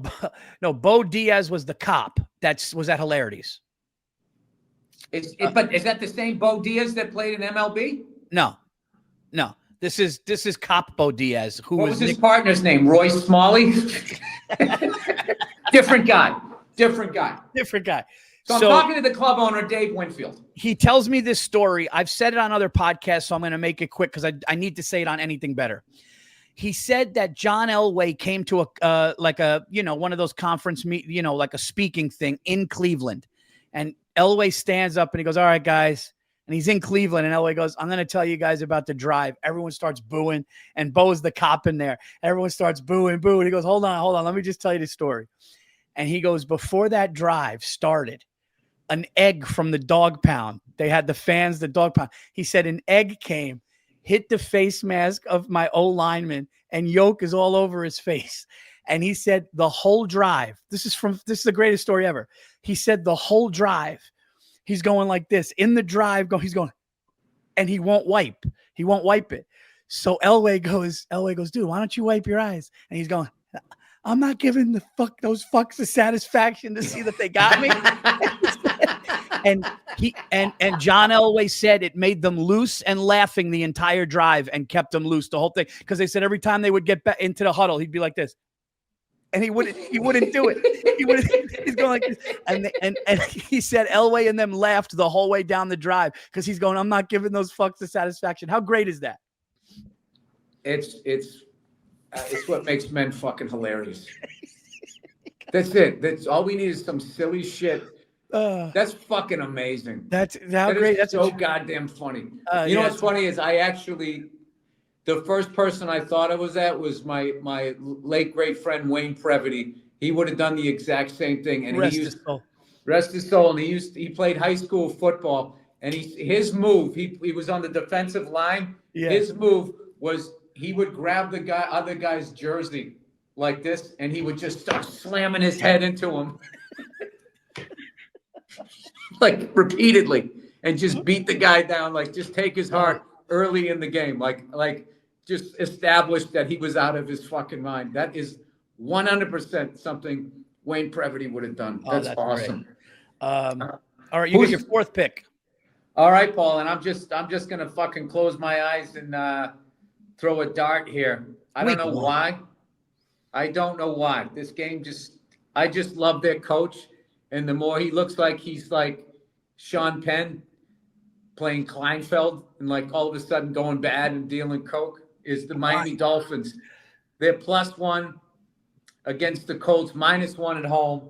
I just think, Daniel Jones there, now they find out he's out there. It's a new system. He's getting comfortable with the team. They're home. The Dolphins, I feel like,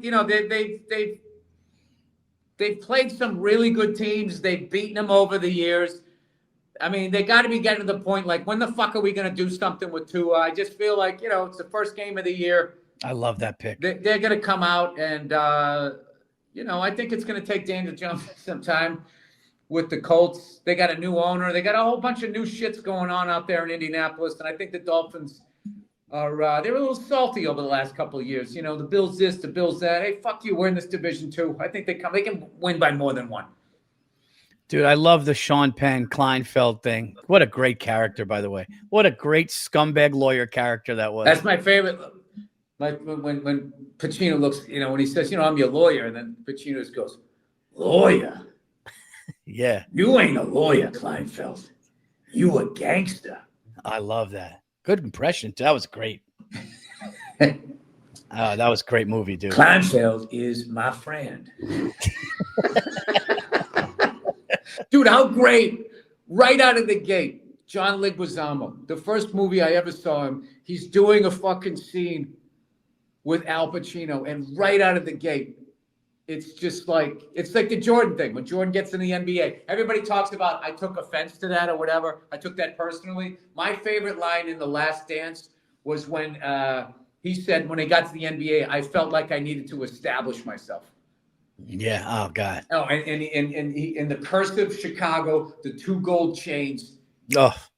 And he's just in there, just looking like Spider-Man. Dude, the two gold. I feel like John Leguizamo did that. Okay, I am in a scene with Al Pacino. I'm the new kid on the block. I need to establish myself. Benny Blanco from the Bronx, Paul.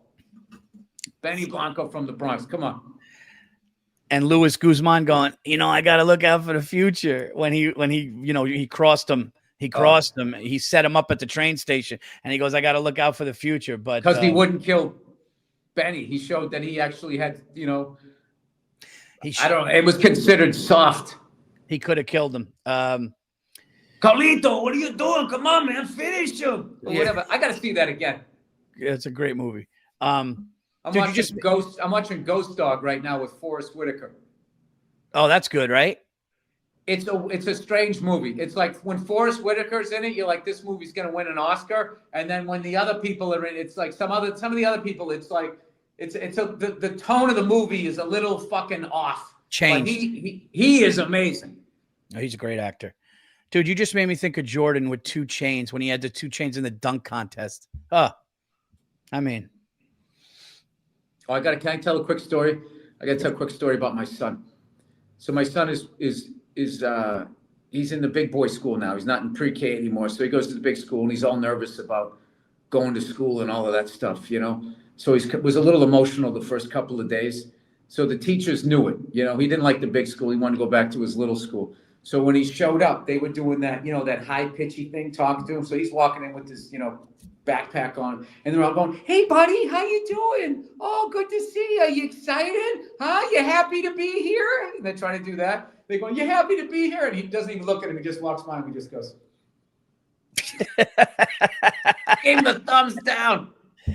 Dude, I told my Walked wife. right by him, didn't fucking say a word. Dude, I had to look away. I told my and then wife saw one that, of his friends from the little school. And he was just like, hey, and then he just hung out with him. Dude, my wife, so I told my wife that story. She burst it out. I mean, that the thumbs down, it's almost mature. It's almost mature. No, and it wasn't like malicious. They were just like, blah, blah, blah, blah, blah. How you doing? He was like, just walked in. Dude, I was out. By the time I got back to the car, I was crying. I couldn't even get it out. And Nia just started laughing, going, what? And I was going, our son, you're not going to believe what our son just did. And we laughed all through breakfast. How could you not? All right, you know what? Before I do my fourth and final pick, we got to talk about the BetMGM app and the first bet offer that they're giving. Okay, guys, there's a great first bet offer for BetMGM. All you have to do is download the BetMGM Sportsbook app, okay, to your device. You sign up and deposit $10, okay, into the account, place your first wager, and receive up to $1,500 back in if your bet loses. Now, it's not $1,500 cash, but it's $1,500 you could play with. So read the fine print for the guidelines, but you will be able to play with $1,500. If that bet loses, your bonus bets will be available once your initial wager is settled, guys. Please bet responsibly, have fun, and listen, go with our picks. I got people coming to my comedy shows. I had a wife come to my comedy show. She walked up with her husband and she just goes, hey, we're here because you did really good by us in the football season. I was like, oh my God, did she give you a tribute? And I was just give you a little envelope of cash. And also, you've been crushing it for so many years. You're gonna have a receiving table sitting there. Also, we got to do the first touchdown, guys. You guys know how this works. You place any player, you pick any player to score a touchdown of any game, and if your player doesn't, but scores the second, you get the entire stake back in cash. No opt-in required. So you pick a player to get the first touchdown, and if they do, you win, and if they don't, you get your cash back. If they get the second one, in fact. Guys, for my fourth and final pick, here we go. My fourth and final pick. You know, I didn't want to do it. But you're gonna. Dude, this Lions-Packers line is really messing with me, dude. It's really weird. It's a, and you always told me this from when we first met, the same division rivals, -2.5, Packers, Lions. The Packers are home. They just got a big defensive. All this hype about the Packers. They got this guy. You got this guy. Acting like the Lions didn't win the division last year, acting like, I'm going to do something stupid. Oh, Paulie's going in. I'm taking the Broncos. I'm going Broncos -8.5. What the fuck just happened? I know. I got two the whole teams. Movie just changed. Wait a minute. Here's the deal. You want to know why? I hate to say this, and I'm sorry to any fans in Tennessee. The Titans stink, and Denver's coming. And it's going to be a bloodbath in Denver. I think this is a 17-point win. Listen, Paul, it wouldn't be anything better if you didn't call one game this week a bloodbath. He's calling it early. Bill, they're asking us. Jake the Snake asked, did you guys see the Cowboys doc on Netflix? No, Jake, I have not, but I heard that it actually really is like somebody said, not to go big, but this is what somebody said. It's the best doc they've seen since Last Dance. Not as good as Last Dance. Not as good as Last Dance, but the Jimmy Johnson part. How Jimmy Johnson's like, you can't practice. Okay, I got a funny one for you. Yeah. My wife, she'd been picking like a lot of the stuff lately that we were watching. So she goes, all right. She goes, that's why we're watching Ghost Dog now, because I wanted to watch it, right? So she goes, all right, this is this is your night, blah, blah, blah, blah, blah. Let's pick something. So we were like scrolling through, and she goes, oh, look, they got a thing, behind the scenes Cowboys thing. You want to watch this? And I go, yeah, let's watch it. And she just watched the trailer, and Jimmy Johnson screaming at his players and stuff. She goes, wow. She goes, that guy's really mean. Just laughing on it. No, I'll watch it. I'll watch that. I'll watch that alone. Watch it on my own. Yeah. It was just... Oh, no. Oh, what happened? We lost Billy. Oh, right in the middle of the Jerry Jones thing. Brutal. He'll be back. Have you been watching it, though? So, yeah, I watched it. But I mean, what's funny is like it's kind of about Jerry, but Jerry Jones is like the least interesting part of the documentary. Like the most interesting parts, like Michael Irvin, Jimmy Johnson, Yeah. Emmett Smith, Troy, those guys. And then I think another thing I want to bring up that was like really cool is like the footage of the games is like it looks like they're playing them today. Like if you showed those games to somebody, you're like, was that last week? It's like the footage of the game is like unbelievable. And you see how hard they're hitting in that era of football. Incredible. And the Urban stories are hilarious. And there's Billy's back. Sorry. Bill's No, back. So I was saying, like, me making her watch that, then it would be like, I got to watch Real Housewives with her. I mean, I don't mind the Real Housewives of Jersey. I can sit through some of those. The guys on the show are funny.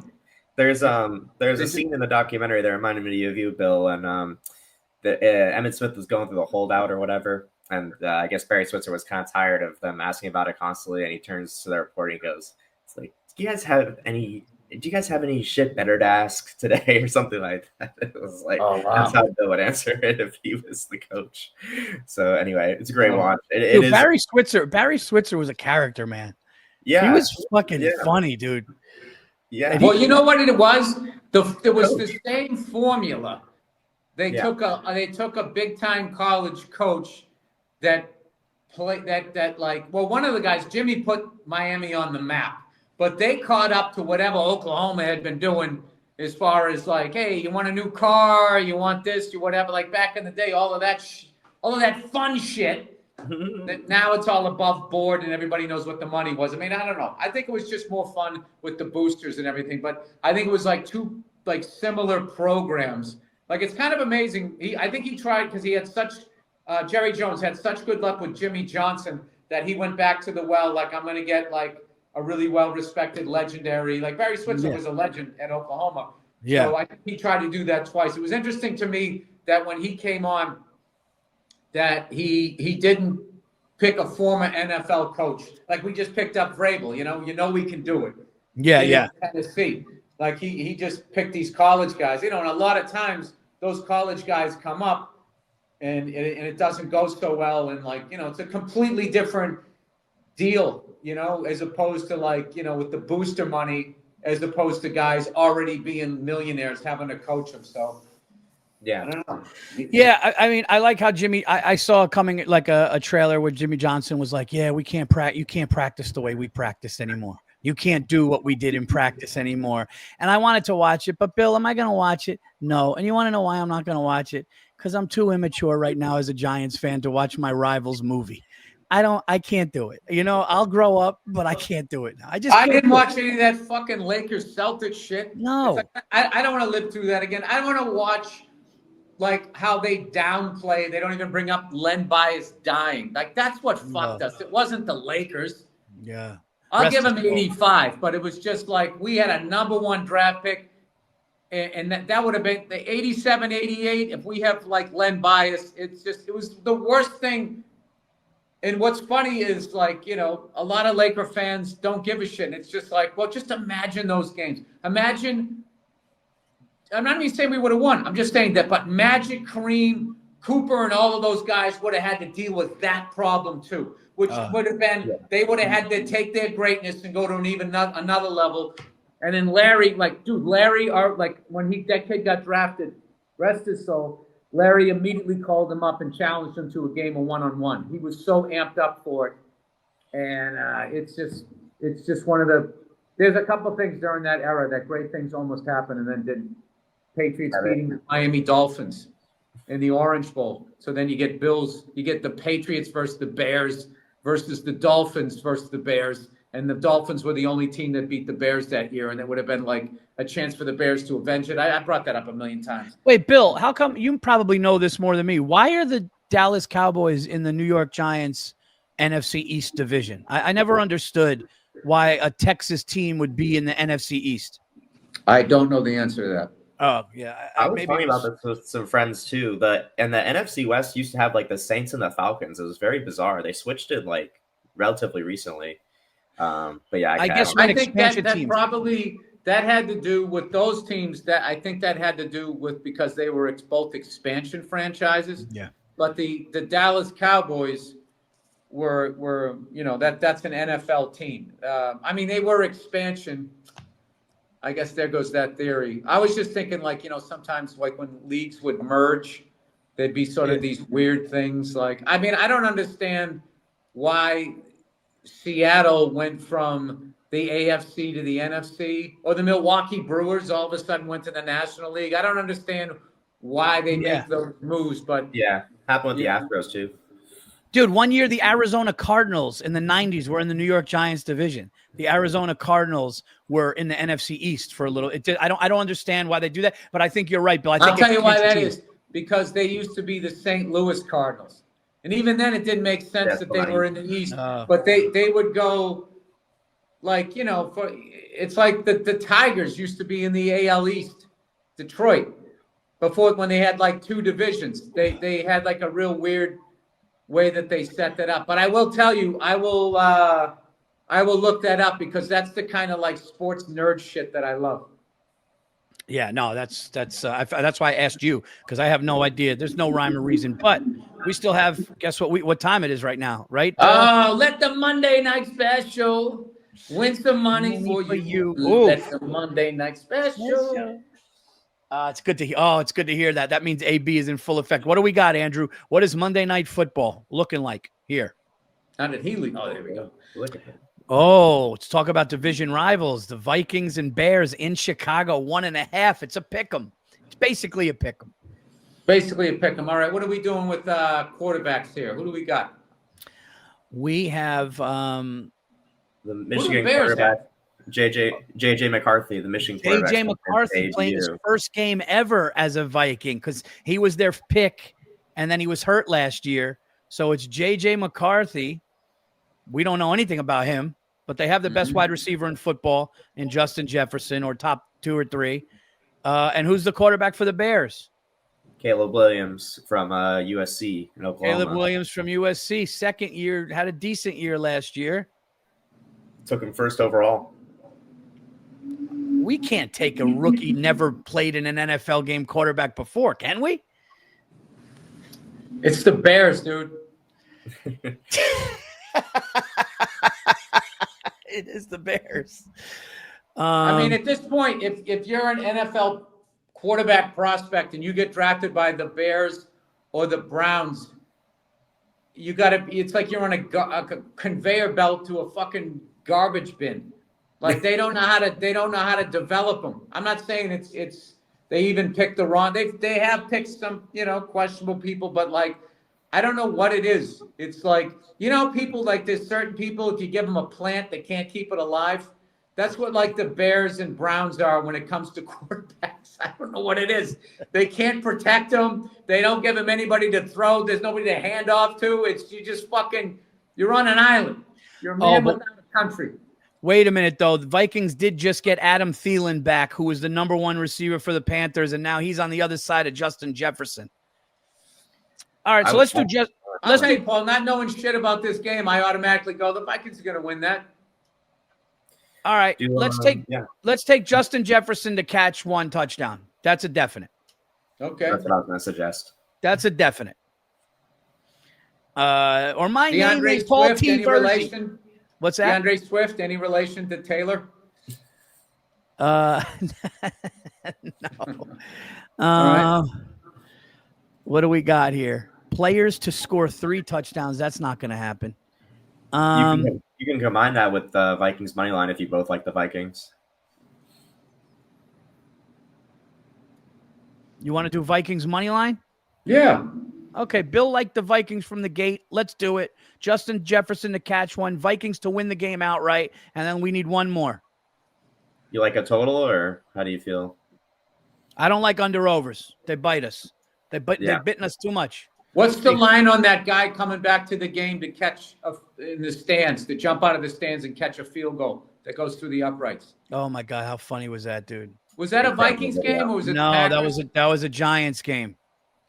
The Giants game. Oh wow, dude! I just remember my roommate from Boston start crying, laughing, and I just saw a dude with a mullet fly out of the fucking upper deck and catch. Dude, that's like the most. That's the most fucking fucked up thing. Dude, that was unbelievable. The only other thing that I saw was as crazy as that was this guy like reached to get a ball in like the upper deck in one of those old school cookie cutter things, and he flipped over and started to fall. We've shown that clip. The guy was like 80s jacked, and he was able to, with one hand, and his friends pulled him back up. But dude, when I tell you, he was at one point, his feet were at 12 o'clock, his head was at 6. He was hanging off he's going over the upper deck. Oh my God. Oh yeah, dude. He was like, like when a dog just gets like fucking, hyper focused on something. He just saw that ball and he forgot about gravity, his own well-being, the whole thing. Dude, it sounds like an action movie. It was, yeah. All right, Jake. We got Jake's take. What do you want to do? Me and Bill took ours. What do you want to do? I was going to suggest Justin Jefferson there. What are some Caleb Williams props? What are his over under for like a passing touchdown? Maybe just take him to throw a passing touchdown. Something simple. Yeah, you know what? You want to ease into week one with just him to throw one, Justin Jefferson to catch one, and we think the Vikings win. And the money line. Give our people something simple week one. Yeah, Paul, you just woke up. You know what I mean? Have a light breakfast. Yeah, go for a little jog. You got 18 weeks there, Paul. You got 18 weeks. Go get some eggs. Relax. What are we doing here? It's only week one. Just, by the way, football tonight makes me very, very happy. The fact that I can sit down tonight, I don't have to work. But again, my luck. I got to watch the Eagles and Cowboys. I can't win, Bill. I can't win. Put the Raiders on, the Rio Raiders. That's who I want to see tonight. What are you thinking about Russell Wilson? I think that if the Giants aren't 500 at week 6, it's going to go to Jackson Dart, our rookie. I think that's what I think. But I think he's going to keep it stable. I think we'll be all right. I don't understand that guy's career. The second he leaves Seattle, all of a sudden he hasn't been Russell Wilson. And I just don't believe that what happened in Seattle was all their defense, all coaching. His deep ball was one of the best deep balls in the league. Yeah. I don't know if he could, whatever's going on up here, if he's got the yips, I don't know what it is, but like, I don't know. I just feel like he's going to do well with you guys because you're more defensive minded. He doesn't have to put up all of these crazy numbers or whatever. Well, he said him and his wife are happy now. He said me and my wife are happy now. We're where we want to be. He did throw a moon ball, dude. He threw a bomb in preseason, and it looked like old Russell Wilson, and they said he's happy and stuff. We'll see what happens. But look, the Giants haven't had a guy like that, since Eli's prime, and he's better than Eli. As much as I hate to say that. But yeah. Oh, he was always your guy. You always loved that. The power of the wife. Unbelievable. I think here's the funniest part about that. I think you're shaking your head because you were going to go, I've always loved Russell Wilson. You just go, the wife. Sounds fucking believable. It's taken down. Like there's 60,000 people fucking watching you, paying for parking and all of that fucking shit. And you're in the huddle going like, how the fuck can you say that to me? All right, what are we doing here? It's like replaying the argument in his fucking head. It's the only thing that could take down an empire. They just can stop everything. Like, can you imagine the house that they're living in? Can you just be cool for 18 fucking weeks? We make the playoffs. I'm sorry. It's going to go a little long. You know what they are? I'm going to tell you what they are. Here we go. Here's what they are. What are they? They're a phone call on the 12th hole of golf when you're having a great time and you're smoking a cigar and you're with your buddy and the cooler's back there and you're even shooting well. And if you make par or bogey on the next hole, you're right where you want to be. And then the phone call comes, what time you coming home? And the face changes. You go from this to, hold on a second. And it fucking double bogey over. Wheels come off. I'm three-putting. And then you're upset when you come home, and then she plays the victim. I let you go out and play golf with your friends. No, you didn't. You let me play 12 holes. I was 2-putting max before that text. 2-putting max. Send her a text during fucking brunch. Ask her what she's doing. Oh, dude, there you go. Nothing. just having something. When you're going to be home? I'll let you know. We don't need to end like this. Paul, you know, All the it best was in to the Russell. air. I felt it. I felt there was something hanging there, Paul. You know, Russell Wilson's wife is happy, so I think he might play better. That's how nuts it is. I can't believe you guys didn't Because draft here's the guy. deal. Here's the deal. And no offense to Sierra, his wife, but you know when he was in Denver, she's like, there's nothing to do out here. Pick. Listen, I'm the biggest Russell Wilson fan ever, but you marry a woman named Sierra. She hasn't been told no a lot. He's I mean, forcing ball. that's it. If that's not a daddy's girl's name, forget about it. He I was could be 100% wrong, but I'm seeing the Sweet 16 party with a brand new car with a bow on it. That's when I hear the name Sierra. That's so, yeah. Or Sierra, there's a chance that her dad's in a white militia in fucking Idaho. when you start getting those, upper Midwest, out on the prairie names for kids. And let's be honest, when your wife is Sierra, who was a pop star, a Sierra's not happy in Denver or Pittsburgh. A Sierra's not happy in Denver. A Sierra needs LA or New York. Can we be honest? Sierra was going, when I used to play Mile High Stadium, when I was singing my fucking songs, okay, we did a runner. The show was over. We got on the bus and we left. And then he's forcing balls in because he doesn't care. Now I think he'll be all right. There you go. Now she's in New York, Paul. You got Fifth Avenue. Oh, yeah. You got Fifth Avenue. She's going to, I think, No, she showed up to Giants camp with her sunglasses, went up, hugged the coaches, laughing with the players. Russ looked relaxed. This there could you be go. good. She's happy. She's happy. All of a sudden, Russell can throw the deep ball again. He goes for 4 touchdowns tomorrow. It was Sunday. All right, everybody. There you have If he gets another trade, he has him like they're gonna mob, like when a mobster testifies with the lawyer right next. What are some of the teams you'd be willing to go for? He'd be like, hang on a second. Miami. Vegas. Yeah, Vegas. It's like in Goodfellas when he went into the just nowhere cold. Okay, he's got asthma. Well, if he's got asthma, remember? Well, Look what happened to Tom Brady. He went to Tampa, and that was the end of it. I ain't going to fucking Tampa. Yeah. Fuck am I going to do down there? Go to a titty bar and go to a Winn-Dixie? Oh man, that's great. Well, what a great first episode this was. This is why this is the best podcast. This is the best, and this is why we're going to beat everybody. Let's win these people some fucking money again this year, Paul. There you go, guys. Our Monday night special is Justin Jefferson to catch one, Caleb Williams to throw one, and the Minnesota Vikings money line. You have my picks. You have Bill's picks. Enjoy week 1, guys. Sierra's in New York, and she's happy. Sierra's in New York, so let's go Giants. Those 6 points are looking good.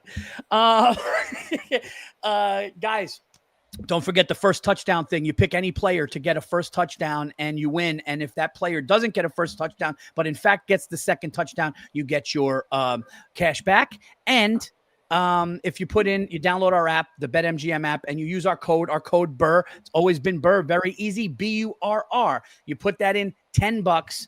And once that very easy, unlike the man himself. If